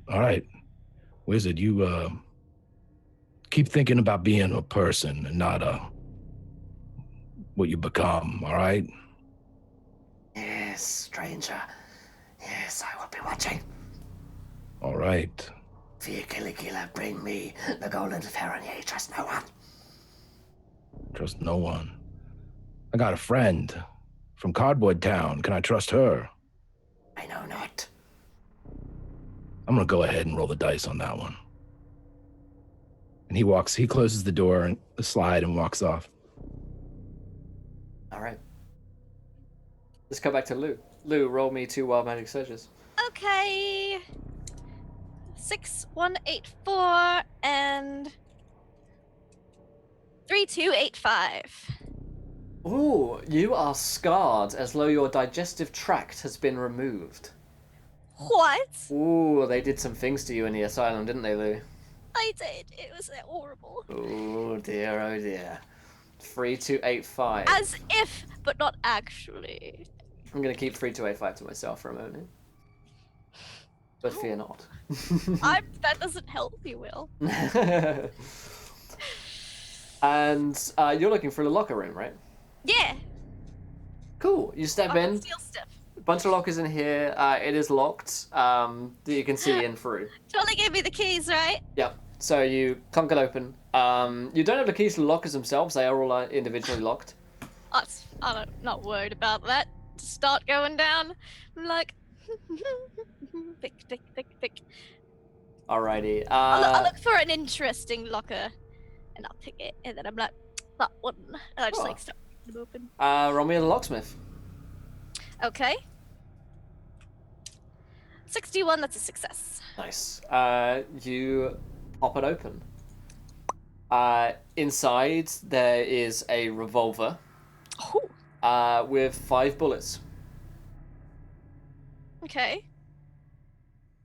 Anything else? There's useless things. Lou may or may not want to nick them. The guy's got, like, spare pairs of shoes, that kind of things. There's like a policeman's hat, like a spare hat that you might I'll take the hat. All right. I need that hat. I believe you. Okay. And then that's boring as I shove the revolver in somewhere and I put the hat on and then I close it and I lock it back. Then I go to the next one. Like Alright. a couple down. Okay. That one. Let's make a luck roll to see what else useful Lou finds in here. Okay. She's Looking trying to for be uniforms. quick, presumably, right?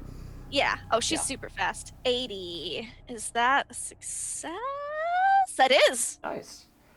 Very lucky. You're looking for a uniform of a policeman, or what kind of uniform? The asylum is what Jolly wanted. Like a one of the people who work at the They asylum. don't have one specific. Or even security. Yeah, they don't have one specific to the asylum, but they have like a security officer's outfit, which is kept in like storage here.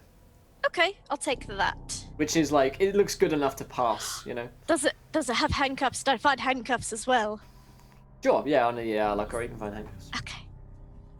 And I'll take it, and I fold it all up, and I'll scurry back to the Jolly. Okay.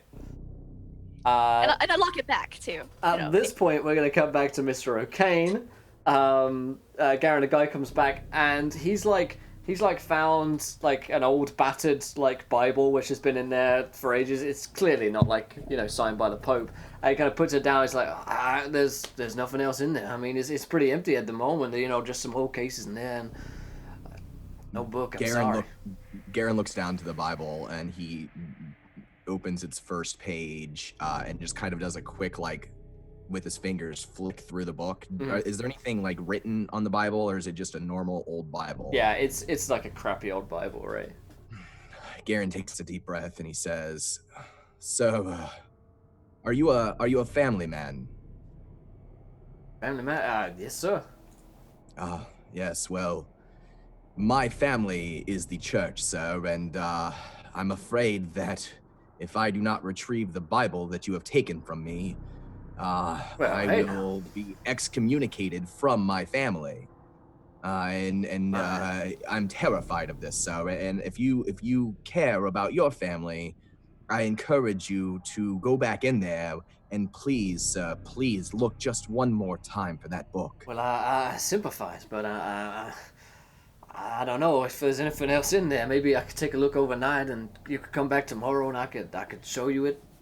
Well, perhaps so. If you don't mind, I would be happy to accompany you in there. I know what it looks like. I might be able to see it myself, and that way we can be sure we can take care of this. I can go on my way, and I won't have to worry about these bishops coming down on me. You can roll me another fast talk here. Can I do persuasion? You can roll me a persuade. Okay. He's convinced at this point that you are a man of the cloth, but it's whether or not his patience is lasting. I understand. All right. Thanks so much, Mick, for the 11 months.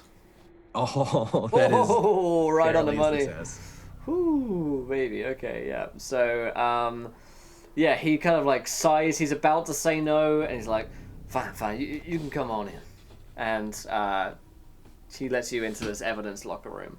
All around there are like old case files and bits and boxes. You know, like there's the odd like handgun in here maybe, or like a stick that someone used to hit someone with. Like it's pretty low level crime stuff. Some of it's just like random stuff like stolen, right, or not stolen, that they've taken in as evidence. So like books from people's houses, that kind of thing. Similarly to how Jolly and Lou took all the books from John Waite's stuff. So there's just like stacks and stacks of boxes of shit in here basically. It's a mess. Yeah, it is ordered, right? It's just there's like one swinging light up above, which is meant to illuminate this whole thing. And where did you store the cello case and the sword? Oh, right over here. And he puts it down, and you're under O, And he takes the cello case with the sword in it, and he's holding it to his side, and he's looking around. Does it look like there's any other religious artifacts, or perhaps anything that looks like maybe if it's not religious, like a common religion, an occult artifact in the same general area? Sure, you could roll me a spot hidden. All right. That's a success. Nice. Yeah, there are a few items around here which look to be a little odd. There is one, let me see here. One item kind of catches your eye. It is a small little statue of a woman, and she has a sword going through her. Clearly not, Christian or any other religion that you recognize. It looks kind of old and has been sitting here for a long time. It's pretty about the size of like your forearm in terms of length. That definitely strikes you as something that might be a cult. Or, without being able to really evaluate it, it could be some tacky item from a marketplace, so that strikes your eye. Nothing here which is obviously religious to the Catholic Church. There's a few little baubles around here which could be a cult. That's the one that really strikes your eye, though. And does it have any kind of writing on it or anything? Yeah, you could take a look at it if you want to pick it up and kind of wipe the dust away from it. Yeah, and he does it in such a way that like he's like looking behind it as though he's looking for his book, and he'll say, maybe it fell down back behind here, but he's glancing at the statue too. You take a look at it. The words on it read Judgment Day. In English or in a different language? Latin? Latin? It's in Latin, yeah, so you can read it. Okay. He will take note of that, and he's going to so he's going to knock over another bauble on accident and try to sneak the statue into his pocket, basically like getting out of the way. Sounds like a sleight of hand roll. Sleight of hand. I'll use a nat 20 on that. Okay. Getting around, like it. So you just kind of like, knock it over, and let me help you there. And you just slip it into the pocket. And, after like a couple of minutes of looking around this place, he says, I really don't know if it's here. Are you sure it was in the case? I'm almost positive. And then he reaches into his coat pocket and he pulls out the Bible, and he's like, oh, I'm so sorry. I really thought it was in the cello case. This is very embarrassing, sir. His face falls. He gives you that really. I'm so sorry, sir. This never happens to me, and it's just been such a day. with my I thank you so much for everything you've done. I Yeah. really do appreciate it. I'll be out of your hair now. He's like, yeah, I think I better get back to my post. Absolutely. So, and I'm sorry, what was your name again? Because if it comes up, I want to commend you for the work you've done here today. Well, Officer Daniels.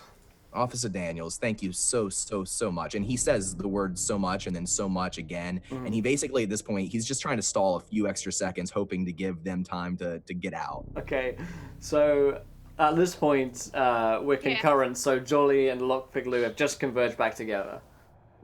Lou has the police officer's hat on. The handcuffs are dangling from one arm. No, take the hat off. Let's go. Okay. Time to go. Put it in a bag or some shit. Let's go. All right, you guys are headed out. Let's see. Is there a back door? A back door out the police station. What if they get stuck up at the front door? We just use a sneaky back door to get out when we don't want to be Or seen a by the front window. desk. Is there a window that's not? All the windows are barred, right? This is where It's you're good. you're in the cell block. You realize? It was worth an ask. So Those are notoriously easy to escape from. I might be able to slip through, but you're Jolly. One of the two of you can roll me a luck here to see if you get back in time. Yeah, you do. 32. That's a hard success. Should more like luck pick Lou. Lucky lockpick Lou. Yeah, you just like slip outside with whoosh, and you close the door behind you and get and outside. I still have the police hat on. As you see Sloan and Dr. Alan Pierce see him coming out, and a few moments later, probably, Mr. O'Kane steps outside the police station as well. By this point, it's probably getting towards 8 p.m., truly dark, and most of the commotion from the shooting has subsided, so most people are going home. It's really cold. Okay. I take the hat off, and I hand the uniform to Jolly, and I walk over. I'm like, did you get your sword? Oh, yes, thank you. It's actually, it's in the case. I don't want to take it out on the street. Of course not. So, that'd be indecent. where are we headed now? She's gonna take the other, half of the handcuffs, and she's gonna, slap it on to Father O'Kane and be like, dinner? Or should we drop some stuff off at the hotel first? He was not expecting that. Are they seriously locked together now? Oh yeah, unless Mr. O'Kane would like to dodge this, I suppose. Lou, do you have the keys? No, I don't need keys. I mean, I might. I've got some keys. I've got a lot of keys. And you see she pulls out 8 different sets of key rings. Hey, you're fucked, Padre. I think that's what she wants. Maybe we should go to dinner and y'all can go back to the inn. Are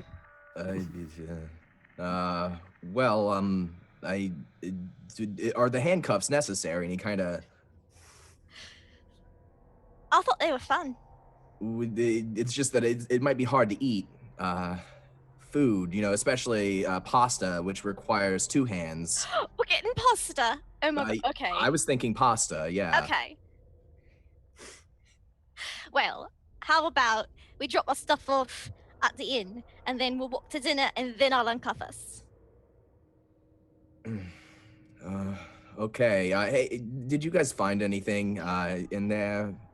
I found some boring papers, and I got him a security guard uniform. I got a policeman's hat. I found a pew shooting gun and some socks. Yeah, I'll take the papers from her and start looking through them. Here you go. Yeah, you're gonna need to spend a couple hours looking at this, you reckon, Doctor? Perhaps we should all... Are we all headed back to our hotel together? Then he sort of says that there's a slight plead. Yeah.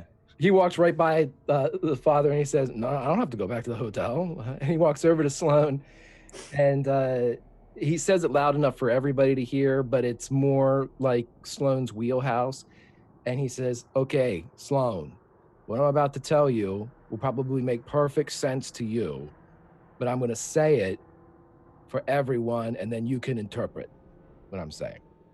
I opened up one of the jail cells, and there was moss that used to be Wilbur Watley, Wizard Watley, He told us to go to Dunwich, meet a guy named Henry Arkham, and that we would be on the trail of the Golden Ferronier, and to bring it back to him so he could bring himself back to life.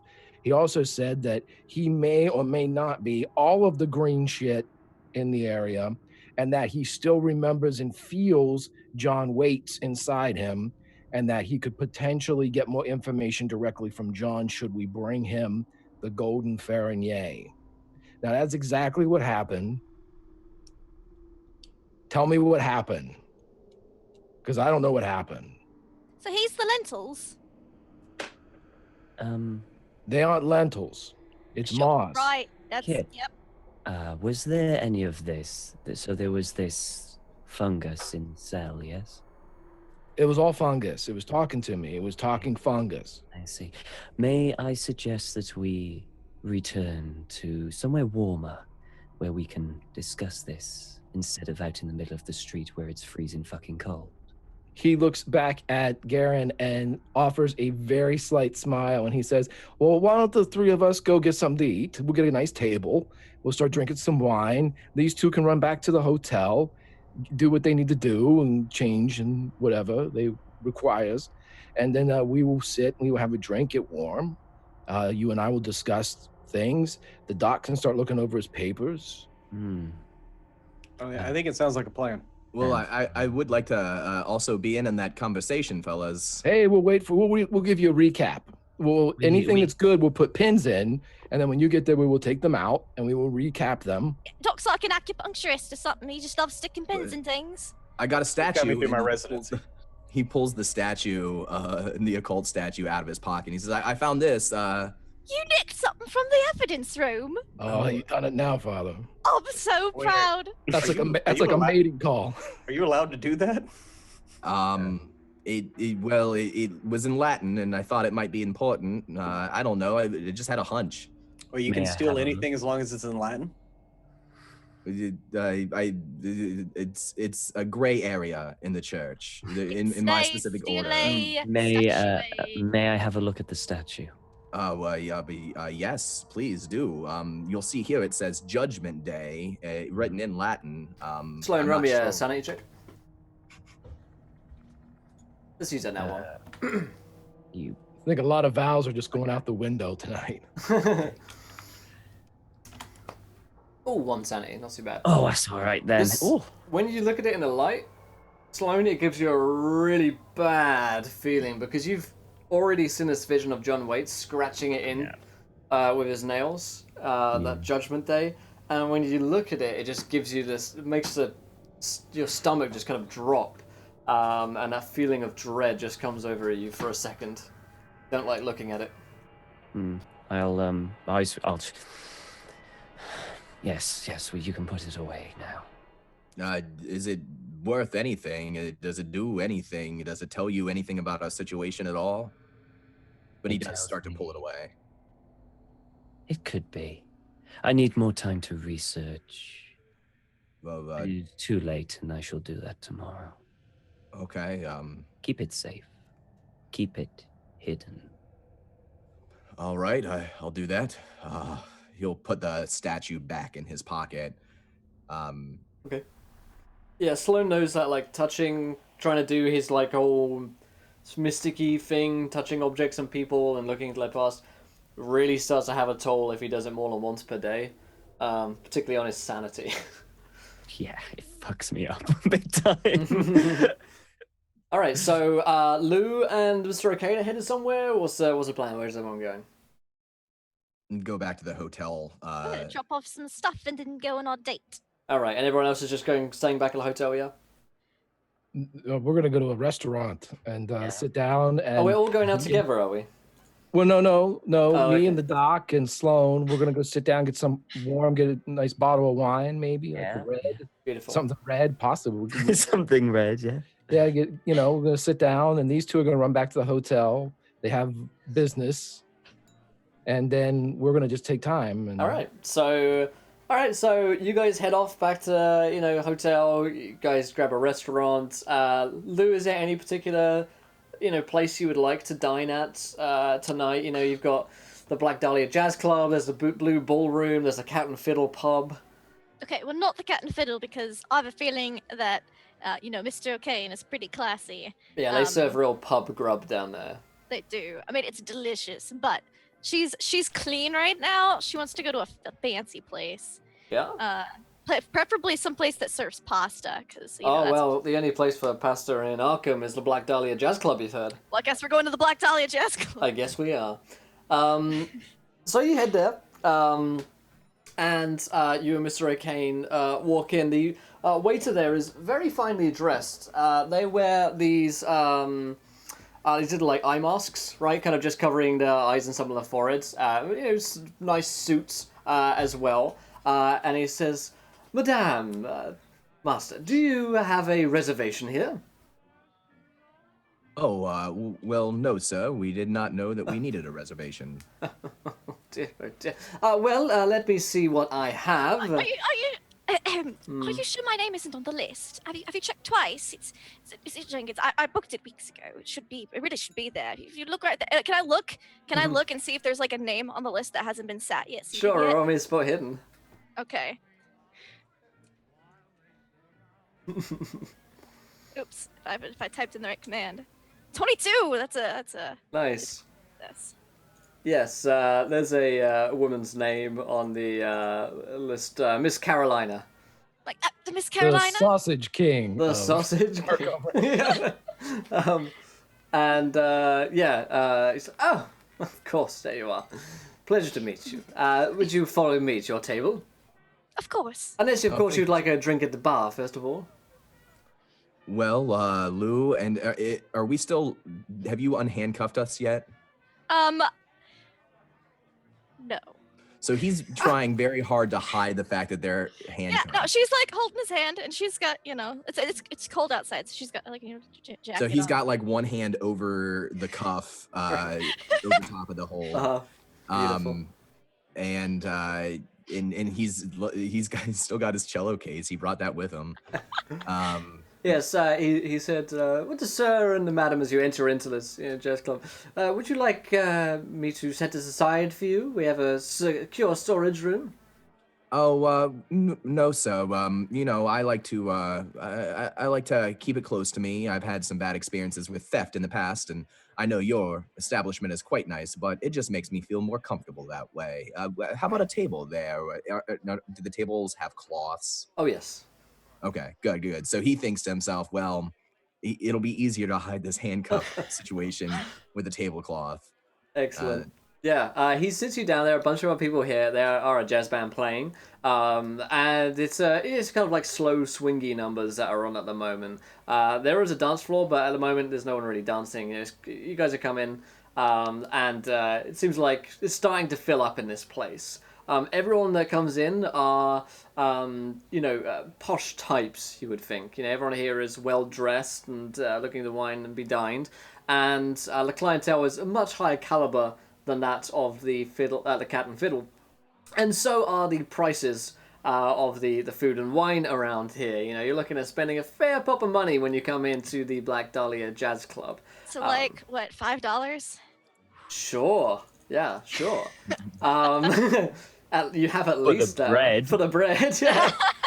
It's not like the most expensive place in the world, right? It's still Arkham, but it's the most expensive place to spend money in Arkham easily. Garen makes a note that this is something that this is a charge that's an expense that's going to go towards Caligula at the end. You're writing this one off. Yeah, he's writing this one off. And the waiter takes your orders. The pasta. Is that what you're looking for? We have a wide variety. You should really try the linguine. Well, yes, I've heard great things about your pasta, sir, and I would definitely like some. Lou, what were you thinking? I look at the menu. I'm like, the linguine sounds delicious as well. Yes. And of course, a bottle for the table. Of red, please, if that's all right with you, Lou. Sure. She's just got one hand up right now because the other one's under the tablecloth. He says, "Yes, the red. I'll fetch the house red." And he like definitely sniffs his nose at the fact that you haven't named the wine, right? He said, "I just want red," and he he returns a few minutes later with the bottle, lets you try it, and sits you down shortly after your food comes. And while that's happening, I'll put my hand back under the tip cloth and uncuff his side of the handcuffs. Like I'll like pick it. You can roll me a locksmith. Oh Okay. wait, nat 1. Oh no! I've been waiting for that since you said it. I'm like picking at it. I'm like, What's going on down there? Did you get it yet? we're just holding hands. Oh, okay. All right. Well, all right. So, well, it's a nice night. I like this joint. It's good. He takes a look around. Does he recognize anybody who's dining nearby? It's a very good question, as we're about to bring in our viewer decision here. Underneath this line here, chat, my friends, you guys are going to tell me, who do they see at the club? Who do they see at the club? Underneath that line there in chat for us, my dears. We'll bring it in here in a moment's time.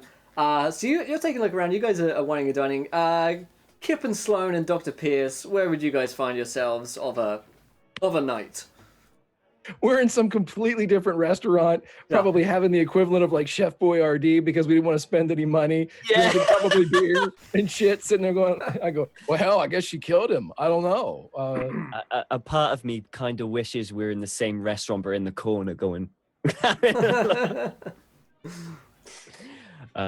yeah, just like, I don't know, some diner. Something like that. Yeah. I mean, the equivalent is pretty much the Cat and Fiddle in terms of eating places around here. Most of the others have closed by this point. The ones that are open for dinner.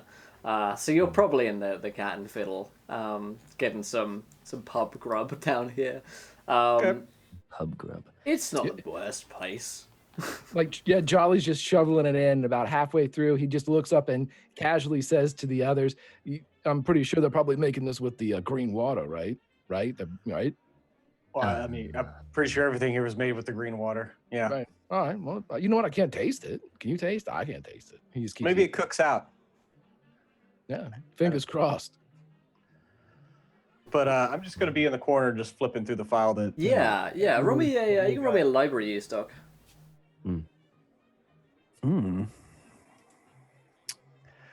That is... Why did I roll twice? That was weird. Well, the first one was a success. Yeah, I will take the first one. Right, so you're looking through the stuff. By the way, the poll is up, guys. You can click on the screen if you're on desktop to vote.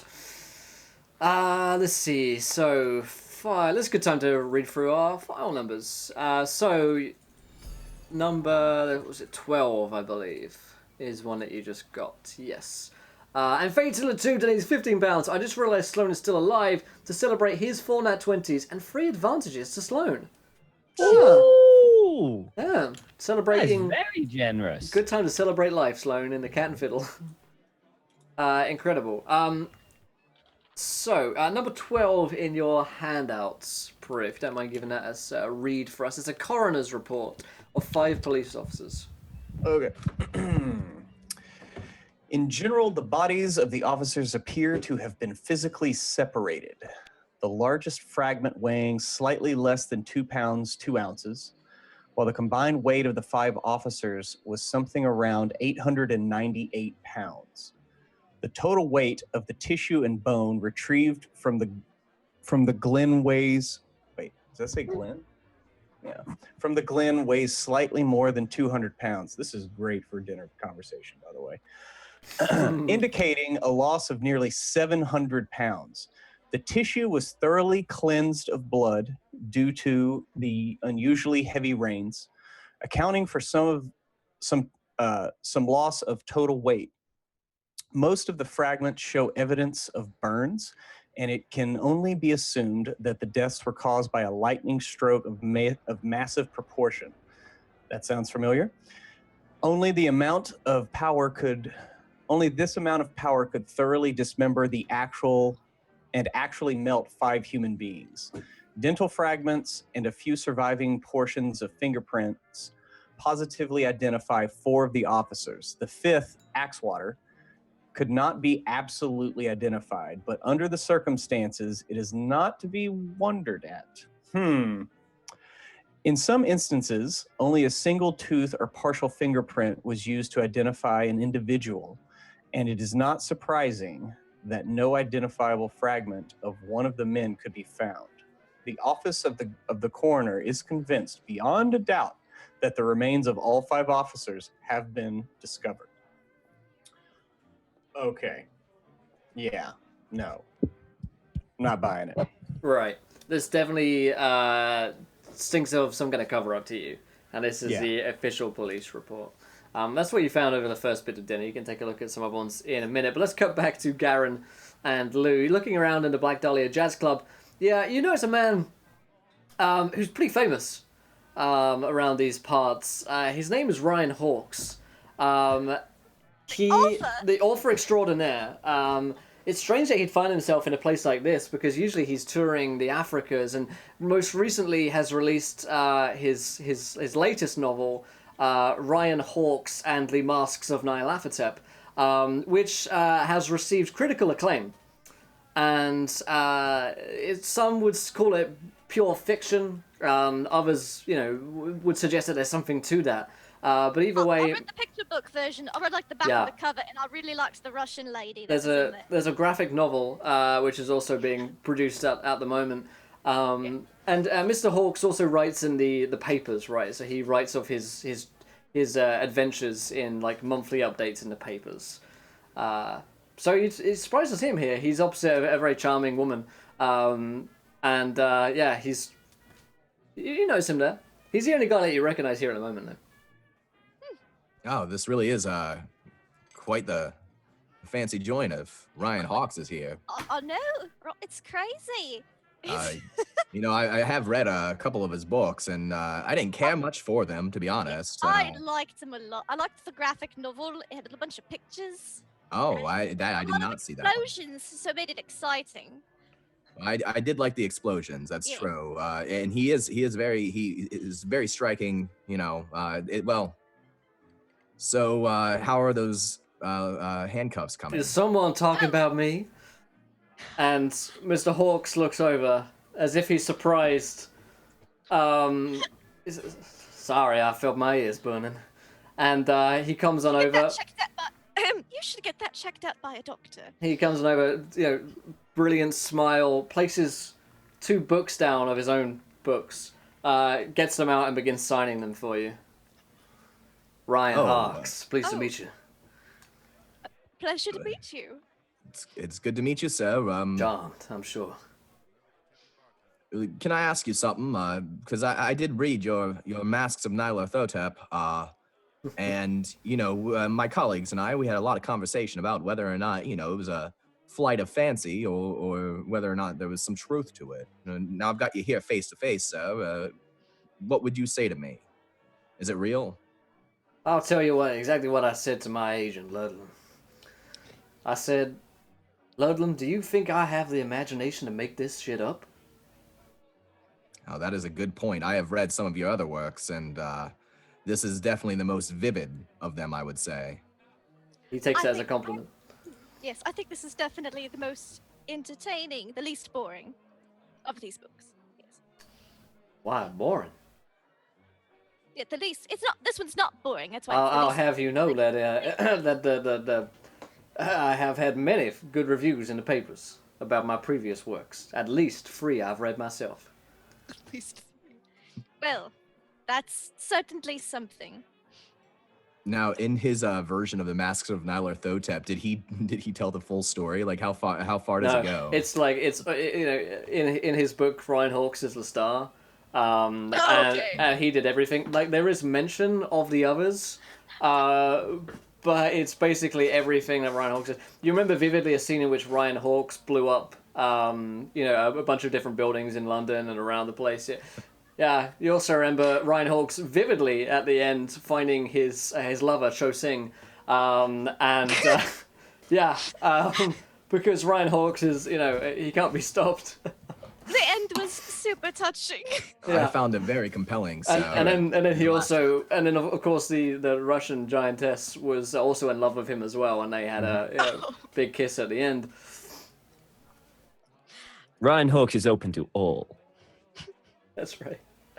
Well, I hope you have a lovely evening. It's been a pleasure meeting y'all. Thank you. Yes. And you as well, sir. Thank you. I will keep this book. Brian Hawks. Same. Can I ask, was Ryan Hawks as douchey when I was playing it as he was there? Lie to him. Everybody lie to him. No. It was great, man. Really hope he was. This is a really nice guy. Really hope he was. He sits back down at his own table. You're much nicer than he is. Oh, well, thank you, Lou. I have to say again, thank you for helping me get my religious artifact back. It is very important to me. Good. So I've got some questions for you since this is a date, and dates usually ask questions about the other person. So, all right. So how long have you been a preacher? Preacher man, preacher person? And he's kind of struggling with how much he wants to say here. And after a moment, he'll give a partial story. He'll say, my family's been a big part of the church since I was a kid. And, pretty much straight into adulthood, I went to seminary school and went through the process and became a priest. And 12 years now, I suppose.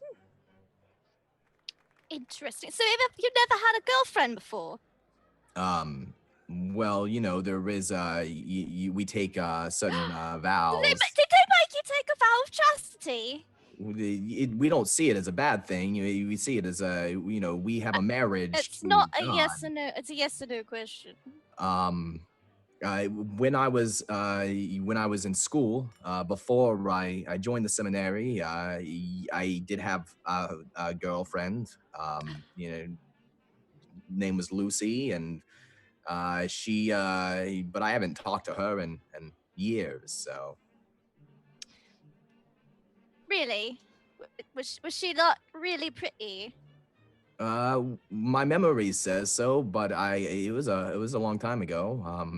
And I don't really think very much about her now. That's good. How about you? Oh, see, I've never been a preacher. Oh, no, but but you're from Arkham, yes? You're No. from around here? No. Nope. I was born on the back of an elephant in India, and my family, we traveled all around the world. And then, but now, like me pa, he's serving the pharaoh in Cairo currently. That's why he's not here. But I've just spent a lot of time in Arkham because I like it here. It's I became the queen of Cardboard Town, and once you become monarch of a place, it's really hard to not keep coming back here. Right, responsibilities. Yep.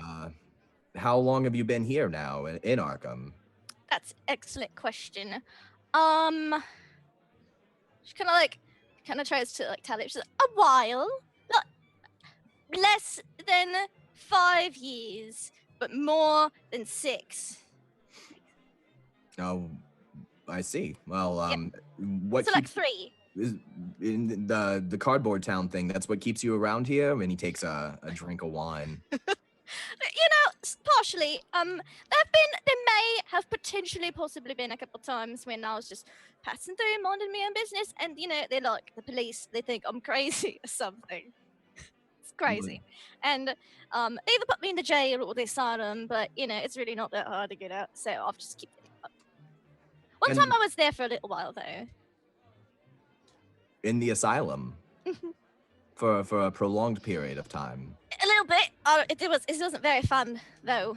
They put me in the special section because they wanted to do some experiments and they weren't fun. So I don't really like talking about it. And I won't make you either. I've spent some time visiting asylums myself, and I do not appreciate how they are run. They're not very fun. Except some of the pills are fun. Sometimes they give you little things. And then, yes, I've never taken any of those, but I do understand that they can be very soothing. We should say if the doc can get us some. Well, He's the doctor. Perhaps we should focus on our case. Speaking Right, we're here for work. That's right. And I'll speaking forget of some. work, how long have you been working for our employer? Well, I noticed one day someone was tailing me, after I'd gotten out of an asylum in France. So I was like, I wonder who this punk is. So I followed him back when he thought he was following me, and I found some like an office, and I raided it, and I found out they had some information on me, and but some of it was right, but a lot of it isn't correct. So I corrected it and put it back in the file for them. And then a few days later, they contacted me, and they were like, "Oh, you broke into our facility." And then I was like, "Well, you should have looked it up. It wasn't really that hard." And so then they were like, "Well, how about you not do that again, and we hire you, and we give you money." And I was like, "That'll be great. It'll work perfect for reverse taxes for Cardboard Town." As she's rattling on, he does he kind of swallows a couple of chuckles, but they're good-natured. And he seems to believe her, especially after witnessing her at work today with the police station and with the forgery. He's sort of finally realizing, like, oh, okay, I get it. I get why she fits here. And he says, well, I'm certainly glad to have you with us on this case. And again, I appreciate everything you've done for me. How's your food?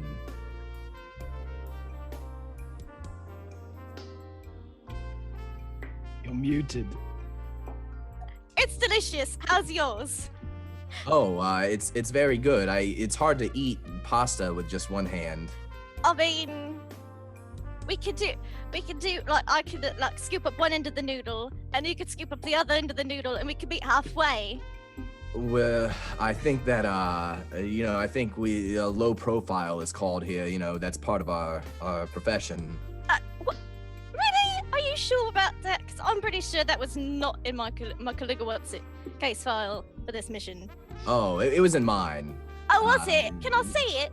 Oh, it's back at the hotel room. Okay, I'll just look for it when we get back and you show me your sword. Oh, yeah. Well, he takes another drink of wine and says, "So this is the Black Dahlia, huh? Another bottles. Yes, please. Yes, please. The Black Dahlia, huh? This is where I can imagine a lot of fancy local power players are meeting, and if anybody knows anything about, and he's kind of just looking around for like something that looks work related. Yeah. You're looking for a sinner or someone. Yeah. You actually spot Cassandra. She's in on a table by her own, kind of like in a booth in the corner, and she is of course the Dr. Carrington's assistant, who Jolly has a day with tomorrow night. Tomorrow in the same location too. Same location. Hey, listen up, Casanova. Don't you go after that girl too, all right? Yeah. He's and she's by herself. She currently is. He will mention it to Lou. He'll say, "Oh, that woman there. You see her at the table?" What about her? Oh, nothing. Just that we met her at the police station previously. Really now? She's supposed to. She has a date with Jolly tomorrow. Oh, okay. But she's a coroner. Good for him. She's a coroner, so she takes apart the bodies. No, and she also said something about having some notes about the fungus. What do you think about that whole fungus thing? I mean, I think that Turn it up in here. well, that if we really she said that it could cause hallucinations and stuff, right? That's right, yeah. Yeah, that's crazy. It would be, and we're not supposed to drink the water because it's in there, right? That's what I bought a bottle of liquor at the liquor store earlier today because we're not supposed to drink the water. So Oh, that's good thinking. Yeah, but I think that if we really needed to, that we could probably, if we were starving or eating the fungus, I think we could probably eat the fungus just fine. Because Larry told me it tastes like lentils. Oh, Larry said that to you. Yep. Oh, so did you have other questions for me or anything you want to? I've got so many questions. Well, okay. So, What's the O stand for? You're like, Preacher Garen O'Kane. What's the O stand for? Well, I mean, it's just my family's name. Been that way for, I think, for a Family? while. Okay, that's good to know. So yeah, that's really cool. What are you doing later tonight? Well, hopefully we'll be looking into this fungus situation and this woman, Dr. Smith. I'm still concerned about her whereabouts. Why are you so concerned about her whereabouts? Well, you see, if you had seen and I'm glad that you didn't, Lou. I really am. But the scene back there, these people, Oh they're yeah, she just killed torn, people, didn't she? like limb from limb, like just tore them Oh. apart. It Okay. was really bloody, and I'm worried that she might still be out doing that elsewhere. Well, not here, so that's good. So as long as we don't run into her. Well, why are we looking for her if she's, tearing people apart and we don't want to be torn apart from her? Well, I don't know. I suppose if we're here to improve the situation, or at least that's how I feel about it. And perhaps we might be able to stop her, whereas others might not. Yeah, I found a gun in the police station. It's got 5 bullets in it. Oh, I don't really know how to use it, but I've never been much of a gunman myself. yeah, no, I prefer Shanky. Yeah, me too. Actually, that's where my training is. Because you've got a sword. That's correct. Yes. Yes. At this I've got- point, both of you can roll me a wild magic surge from the two. Oh no! And we're handcuffed together. I think we can agree this is the best scene we've ever done. 92565. Alrighty. 3183. 3183. Could this get any worse? Oh! Oh no! Yeah, actually. Lou, you're like... The next person to touch Mr. O'Kane acquires illusory leprosy. What? And you're handcuffed together. Well, that means we're mess with already those- touching, right? So, Yeah. like, the next person who touches him. No. No.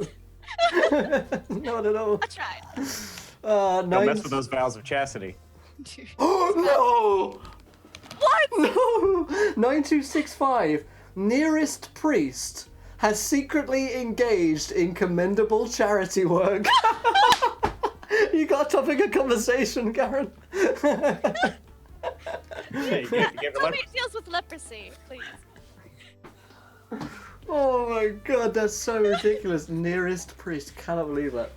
So It says has or is currently. you have, yeah. So I have. you secretly engaged in it. It might be, a topic of conversation. When all other lights have gone out.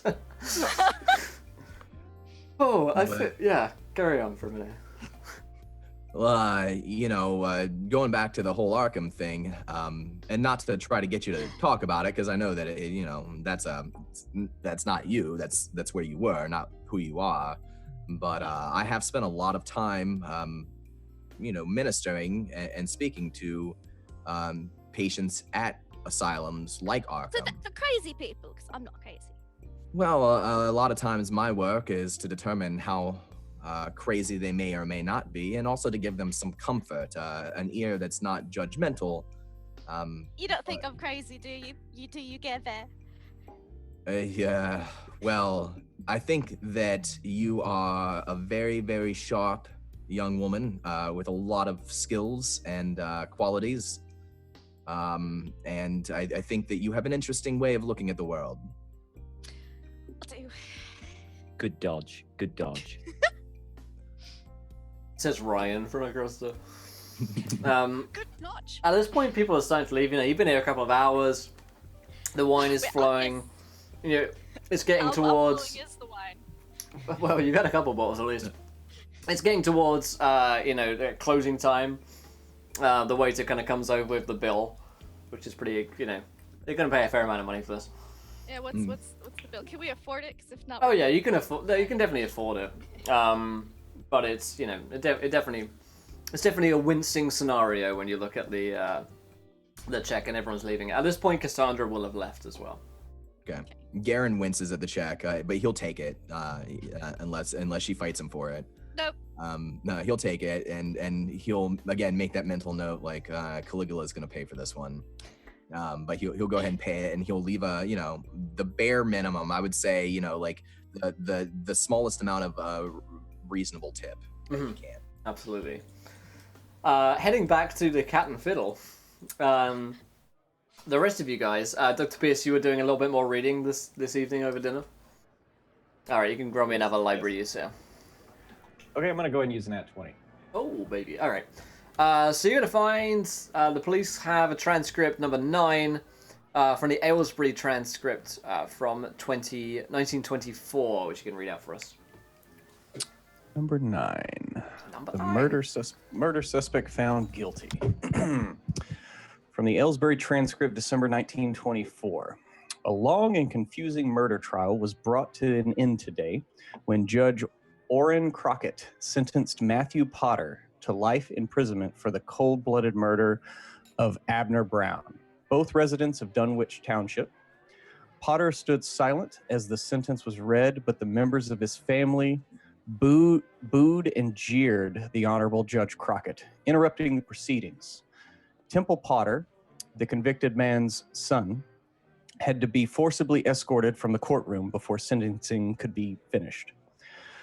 It will be remembered that Matthew Potter had been accused of murdering the elderly Brown while the latter was walking in the road near his home in Dunwich last March 14th. Potter had apparently hidden behind some trees while awaiting his victim. As Brown passed by, Potter leapt upon him from behind, striking him repeatedly with a rock. Brown's body was found the following morning, lying in the road where it had been left slain.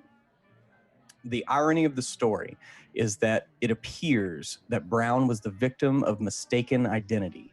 Testimony from various witnesses seemed to establish that there had been a long-running feud between Potter and one Noah Watley, also of the township of Dunwich, and since deceased, it is generally believed that Watley had been Potter's intended victim. According to one witness, Potter had recently, while trespassing on Watley's property, had been shot at by the owner. Witnesses interviewed by this reporter claimed that Potter was searching for a treasure long rumored to be kept by this same Noah Watley. Potter denied these allegations. The family of the deceased Noah Watley declined to comment. That Watley gold, yo. That Watley gold, indeed. It seems as though maybe he was attempted to be murdered for the gold, perhaps. You don't know, but that's an older case from 24. So a couple of years ago, there's been a history of attacks and murders to do with the Watleys and the gold. It would seem over the past few years in Dunwich. At this point, unless there's anything else you guys want to do at the pub, you can head back to the hotel. I Or wanted anything to else you wanna talk to Kip about what he saw and everything. Go ahead. while we were- yeah. So, Kip, the place you went, where did you go? Was it the cells? Was it the evidence? Yeah, it's a cell block. They just have a couple of them there. And it had the green fungus over them, yes? I didn't look at anyone, just the one that was talking to me. He identified himself as Wilbur Watley, but everybody called him Wizard. I see. Whatever the hell that means. How close did you get to this fungus? Not close. I mean, a room away. I peeked. I looked in. I was compelled to look in. And I looked in and saw that it was on the walls and ceilings and shit. You didn't enter the room? I did not, no. I see. When you were in that room, did you feel a sensation in your lungs, a cough? No. I'm pretty good breathing stuff in. Yes. So you say, Doctor? Yeah, yes. I was wondering, this is just, I hope you don't take this the wrong way, Kip, but I just wish to eliminate this possibility. Would you mind examining Kip to see he wasn't having any hallucinations, we have been known that this fungus could potentially give hallucinations. I just would like to cross that off. No, wait a minute. We just blindly follow the fact that you put a bullet in your mouth and travel back in time. But when I relate something that occurred to me in waking moments in a jail cell in which I was adrenalized as being somewhere I was not supposed to be, I could potentially be the one hallucinating. You're the ones who chose to believe me. I can't argue. I can't argue with it. That the logic is irrefutable. It's touche, Sloan.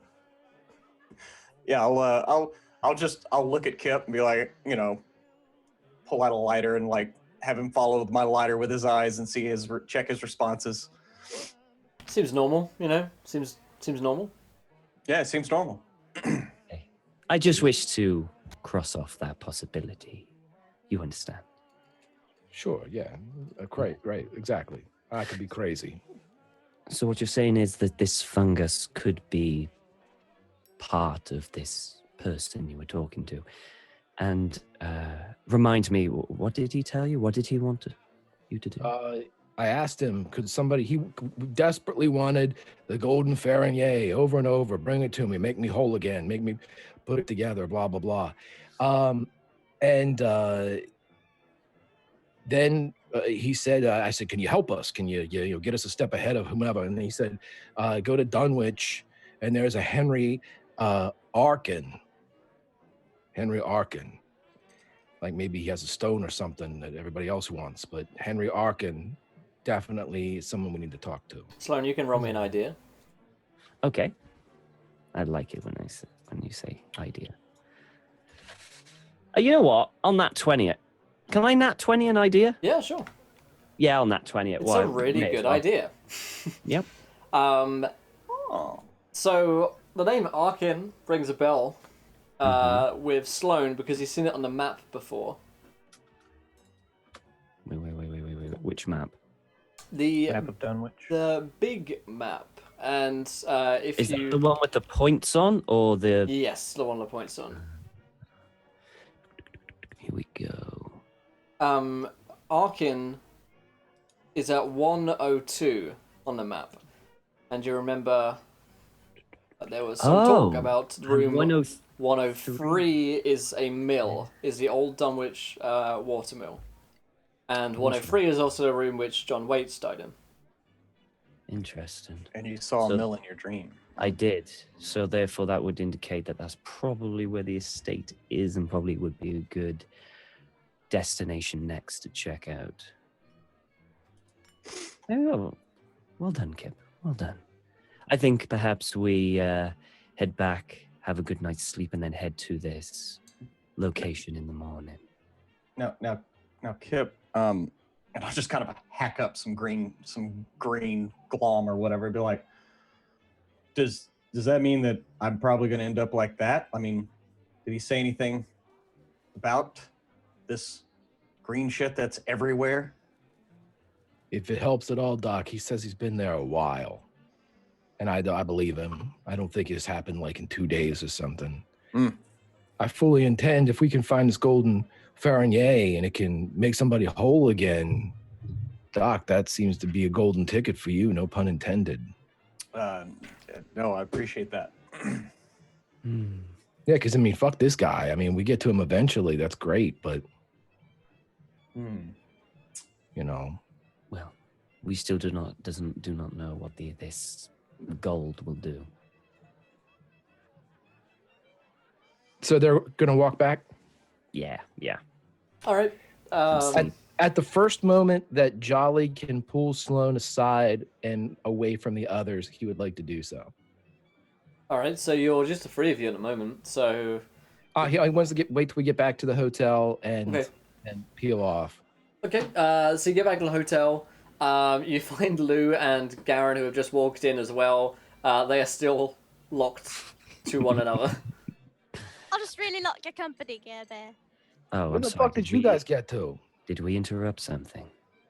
Yeah. We can leave a bit longer if you wish. It's been hours. There ain't no way the doc lasted this long. We went to the Black Dahlia just for dinner. We had a very nice dinner. It was a very good dinner at the Black Dahlia. We did see your friend there. Didn't speak to her. You didn't tell me you're on a date, Jolly. It's not really a date. It's totally a date. No, she kind of said there won't be any talking. Yeah, So, Oh, it's one of those dates. yeah, it's an appointment, I guess you could say. High five, Jolly. Yeah, a little bit up.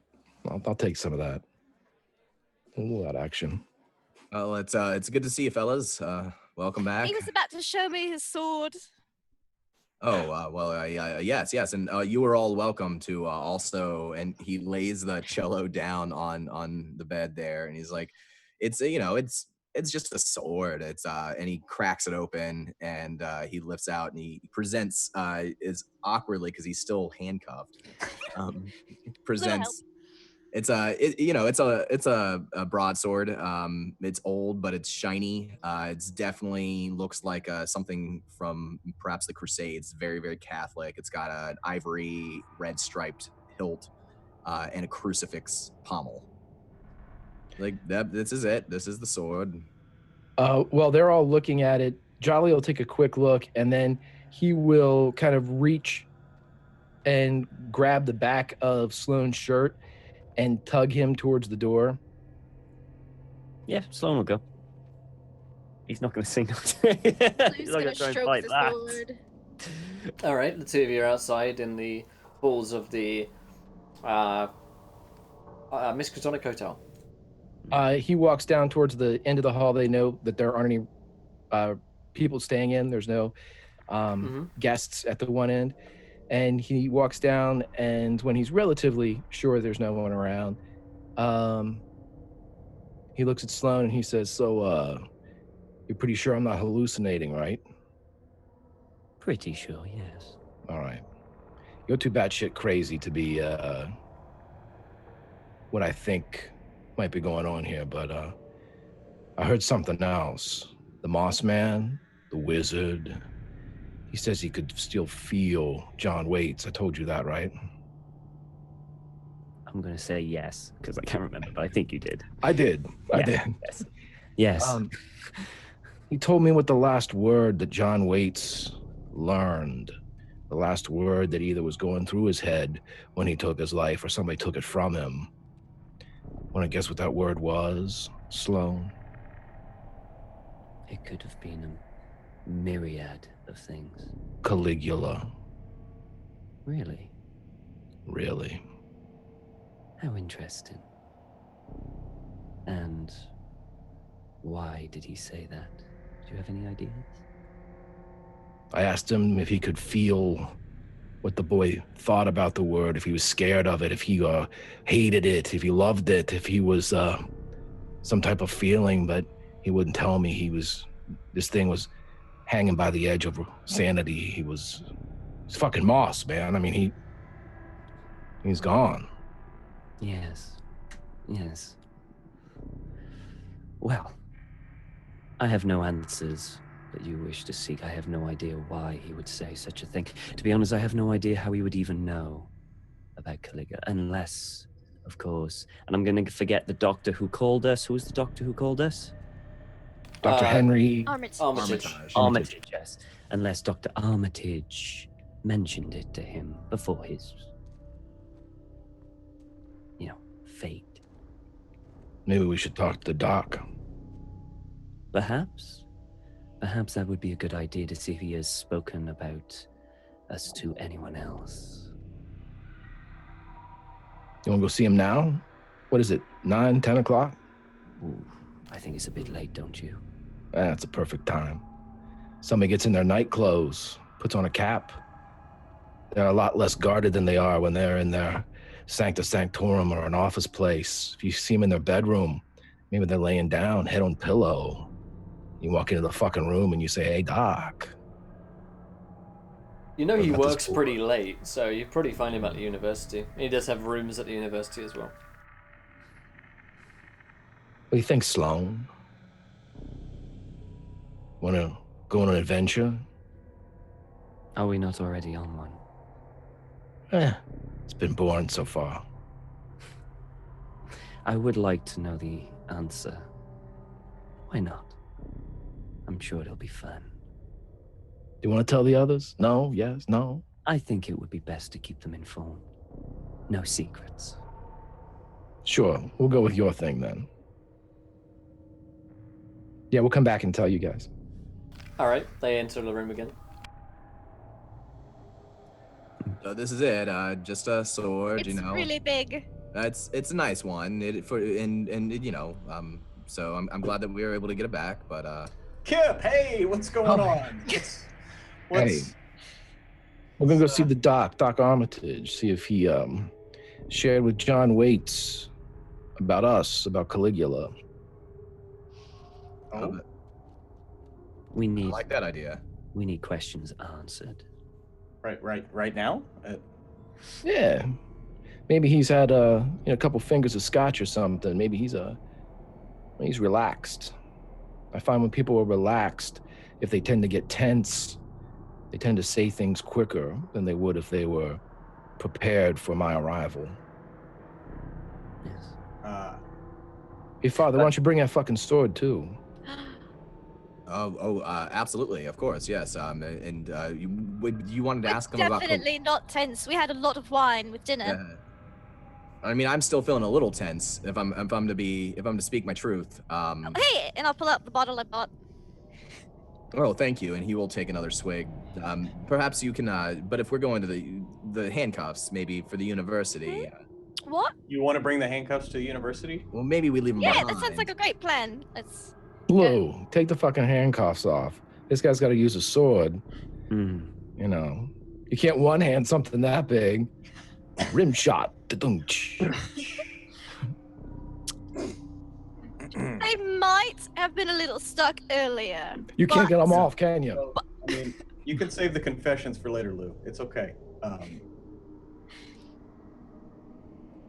don't have anything to confess, but let me just get a little she's gonna try to get a little grease into the lock. This would be fun. At this point, you can give it another roll. Okay. Yeah, and Jolly's gonna take the key, the ring of Ooh, cop keys. success. I was gonna say, yeah, he's gonna find the fucking handcuff key that he knows is on the No. cop's key ring. They're already mixed in with me other giant key ring of keys. Yeah, Yeah, they're gone. you managed to cut off, and it comes off. Yeah, I'll take it off his side. I'll leave it on my side still. He Okay. shakes out his hand and says, thank you. Thank you very much. All right. Shall we go? I am getting rather tired. Yes, please. All right. Yeah, that way we can come back later and then sleep. Okay, so you head across the cobbled streets towards the university. It is still shut down by the police, so no one else is there. But there's only a couple of them on watch. You see their flashlights. You do know multiple ways into the university. So somebody could roll me a luck roll to see if you can get all inside. I'll roll it. Yeah? Yeah. Alrighty. That's an extreme. damn. I rolled a 4. Good luck. I'm really lucky. So Lou kind of remembers one way to get in, and kind of heads in through a student corridor or something like that, and heads inside the university. It's much quieter at night than it is in the day. The kind of hubbub of people walking around has faded. And this is about getting towards 10 or 11 p.m. at this point. Most of the students are in their beds, and most of the professors and everyone's gone back home.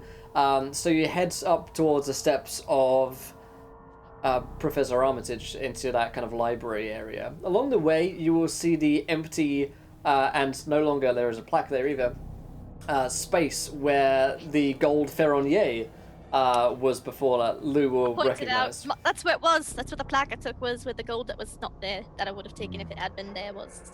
Yes, it is directly opposite Professor Armitage's study, right? It's on the same corridor. And next to the Don't corridor forget to with ask. Did we the room where you found the fungus in, right? do we pass Dr. Aurelia's office? No, you'd have to go downstairs and out through the greenhouse area to get to Okay. Remember, she had a locked cabinet. That's the reason I wanted to open that. Sure. Everyone roll me a spot hidden, as it is dark in here. it. Oh god, I've already got a bad feeling. I about it. succeed. I rolled an 18. That's a difficult success. Ooh, I have an extreme success. Very nice. Yes, an extreme success. I Sloan, rolled a 7. you spot behind the door which leads into the library, someone's moved just then, as does Lou, anyone has succeeded.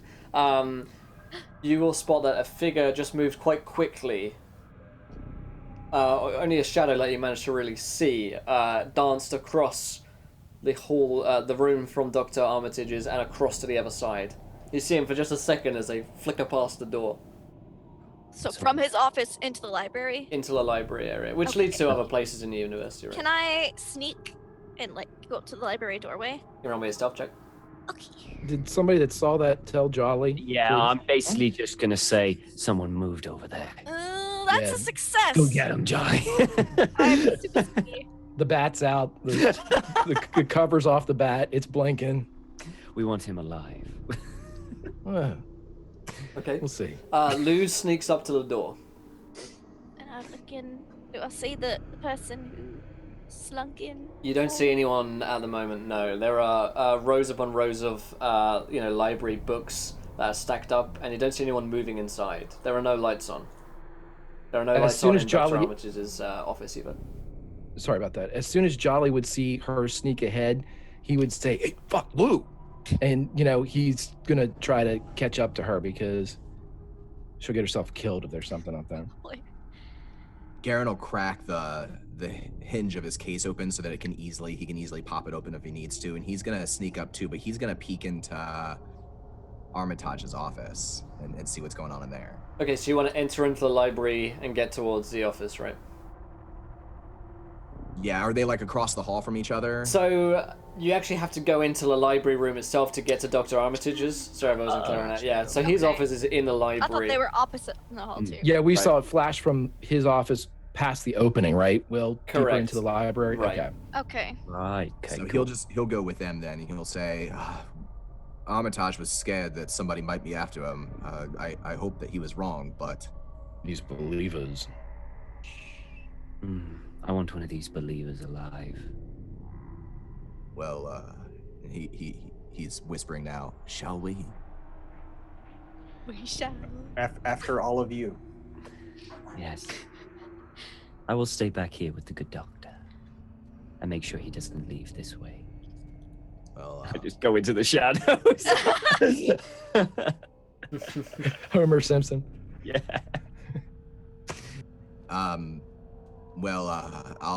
I'll go ahead and head in first.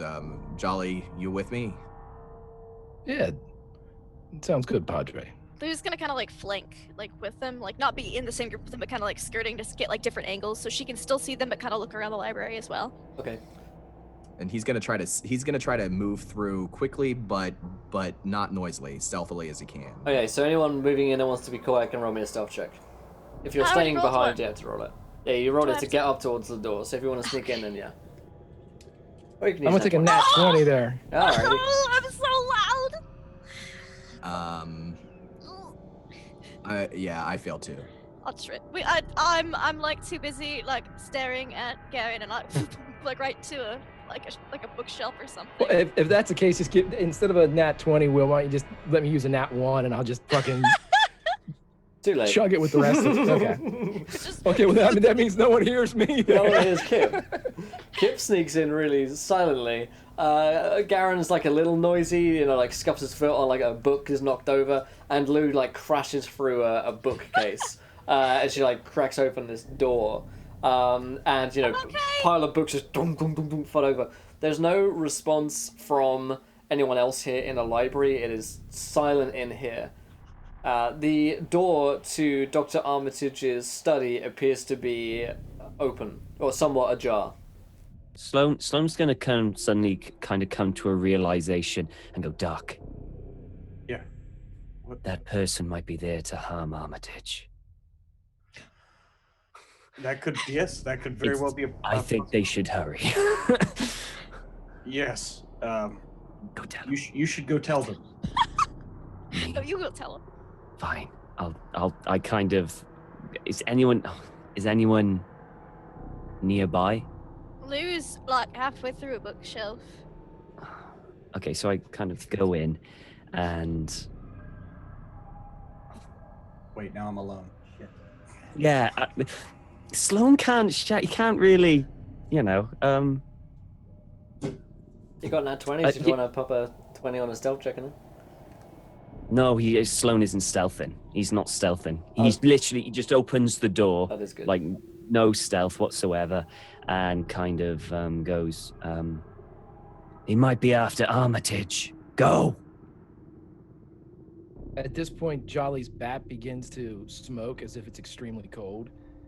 And he turns around and just cranks towards the direction of where he heard Sloan yell that, thinking that if anything is in here, it's going to make a fucking beeline for him. But even though he's made it through and it's in the shadows somewhere, he just turns around and kind of, chokes up a bit.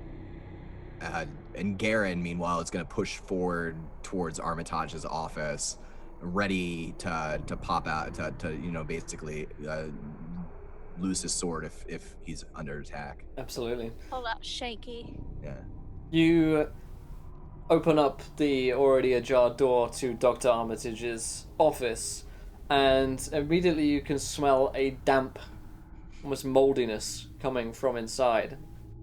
And papers are strewn everywhere. Looks like many of them have been spoiled and crumpled. You see Dr. Armitage's body in the chair, surrounded by green fungus. It appears that he has been torn apart by some kind of wild animal. Looks incredibly similar to that of the 5 officers that you just saw previously. And at the same time, you hear movement from elsewhere in the library, and you hear a you. And from behind you, as Mr. O'Kane turns around and the rest of you look towards, coming from behind a bookcase, is Dr. Aurelia Smith. She is covered in this green fungus. She has long, claw-like fingers, which must be 8 or 9 inches long, that end in just like bone, sharp bones, giving them an almost tree-like appearance, like branches. Her eyes have almost faded completely back, sunken into the back of her skull, and she is just dripping with blood and organs. And that's where we're going to wrap up tonight's game of Call of Cthulhu Nameless Horrors, friends. Well, that's where we're going to end tonight's episode of Call of Cthulhu. Hopefully you guys enjoyed it. I know I certainly had a good time there. We'll be back, of course, same time next week to continue this adventure. If you enjoyed the show, hit the follow button and join us if you haven't already. Stick around though, we've got another show coming up here in just a few minutes time. We're going to be playing Dungeons & Dragons 5th edition. Sands of Zehir is coming your way with the full cast and crew back for episode 3. But let's go around to cast and crew. Did we enjoy ourselves? Where can we find you guys online? Let's go around in the reverse order. So Pruitt, what did you think, my friend? Oh my God! Just all the stuff is coming out, and we don't know who to trust, and we're right where we're supposed to be, right? Right. So had an amazing time as always. I love role playing with you, with all of you.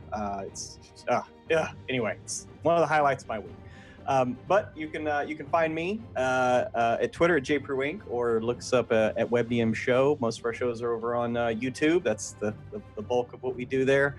And you can also see me tonight with old sex icon Will Jones there DMing Saber Dice on the Saber Dice Twitch channel. But yeah, until next week. Yes, I think it's at 9 p.m. EST we'll be on. Yes, 9 p.m. Yeah, Awesome. Find us over there later on. Incredible stuff. Thank you, Pruitt. Lindy. Lou had a wonderful time today. She she had a lovely date with Gare Bear, as she's now nicknamed him. Despite the difficulties with the handcuffs, not that she really minded that much. And she got to raid the police station, so she's had a really good day. Yeah. Unfortunately, she was looking forward to an evening of enforced snuggles because the handcuffs were stuck. It's now being replaced by Dr. Aurelia Smith. Not the best turn of events, in her opinion, but what could you do? So, yeah, super excited to see what happens next week.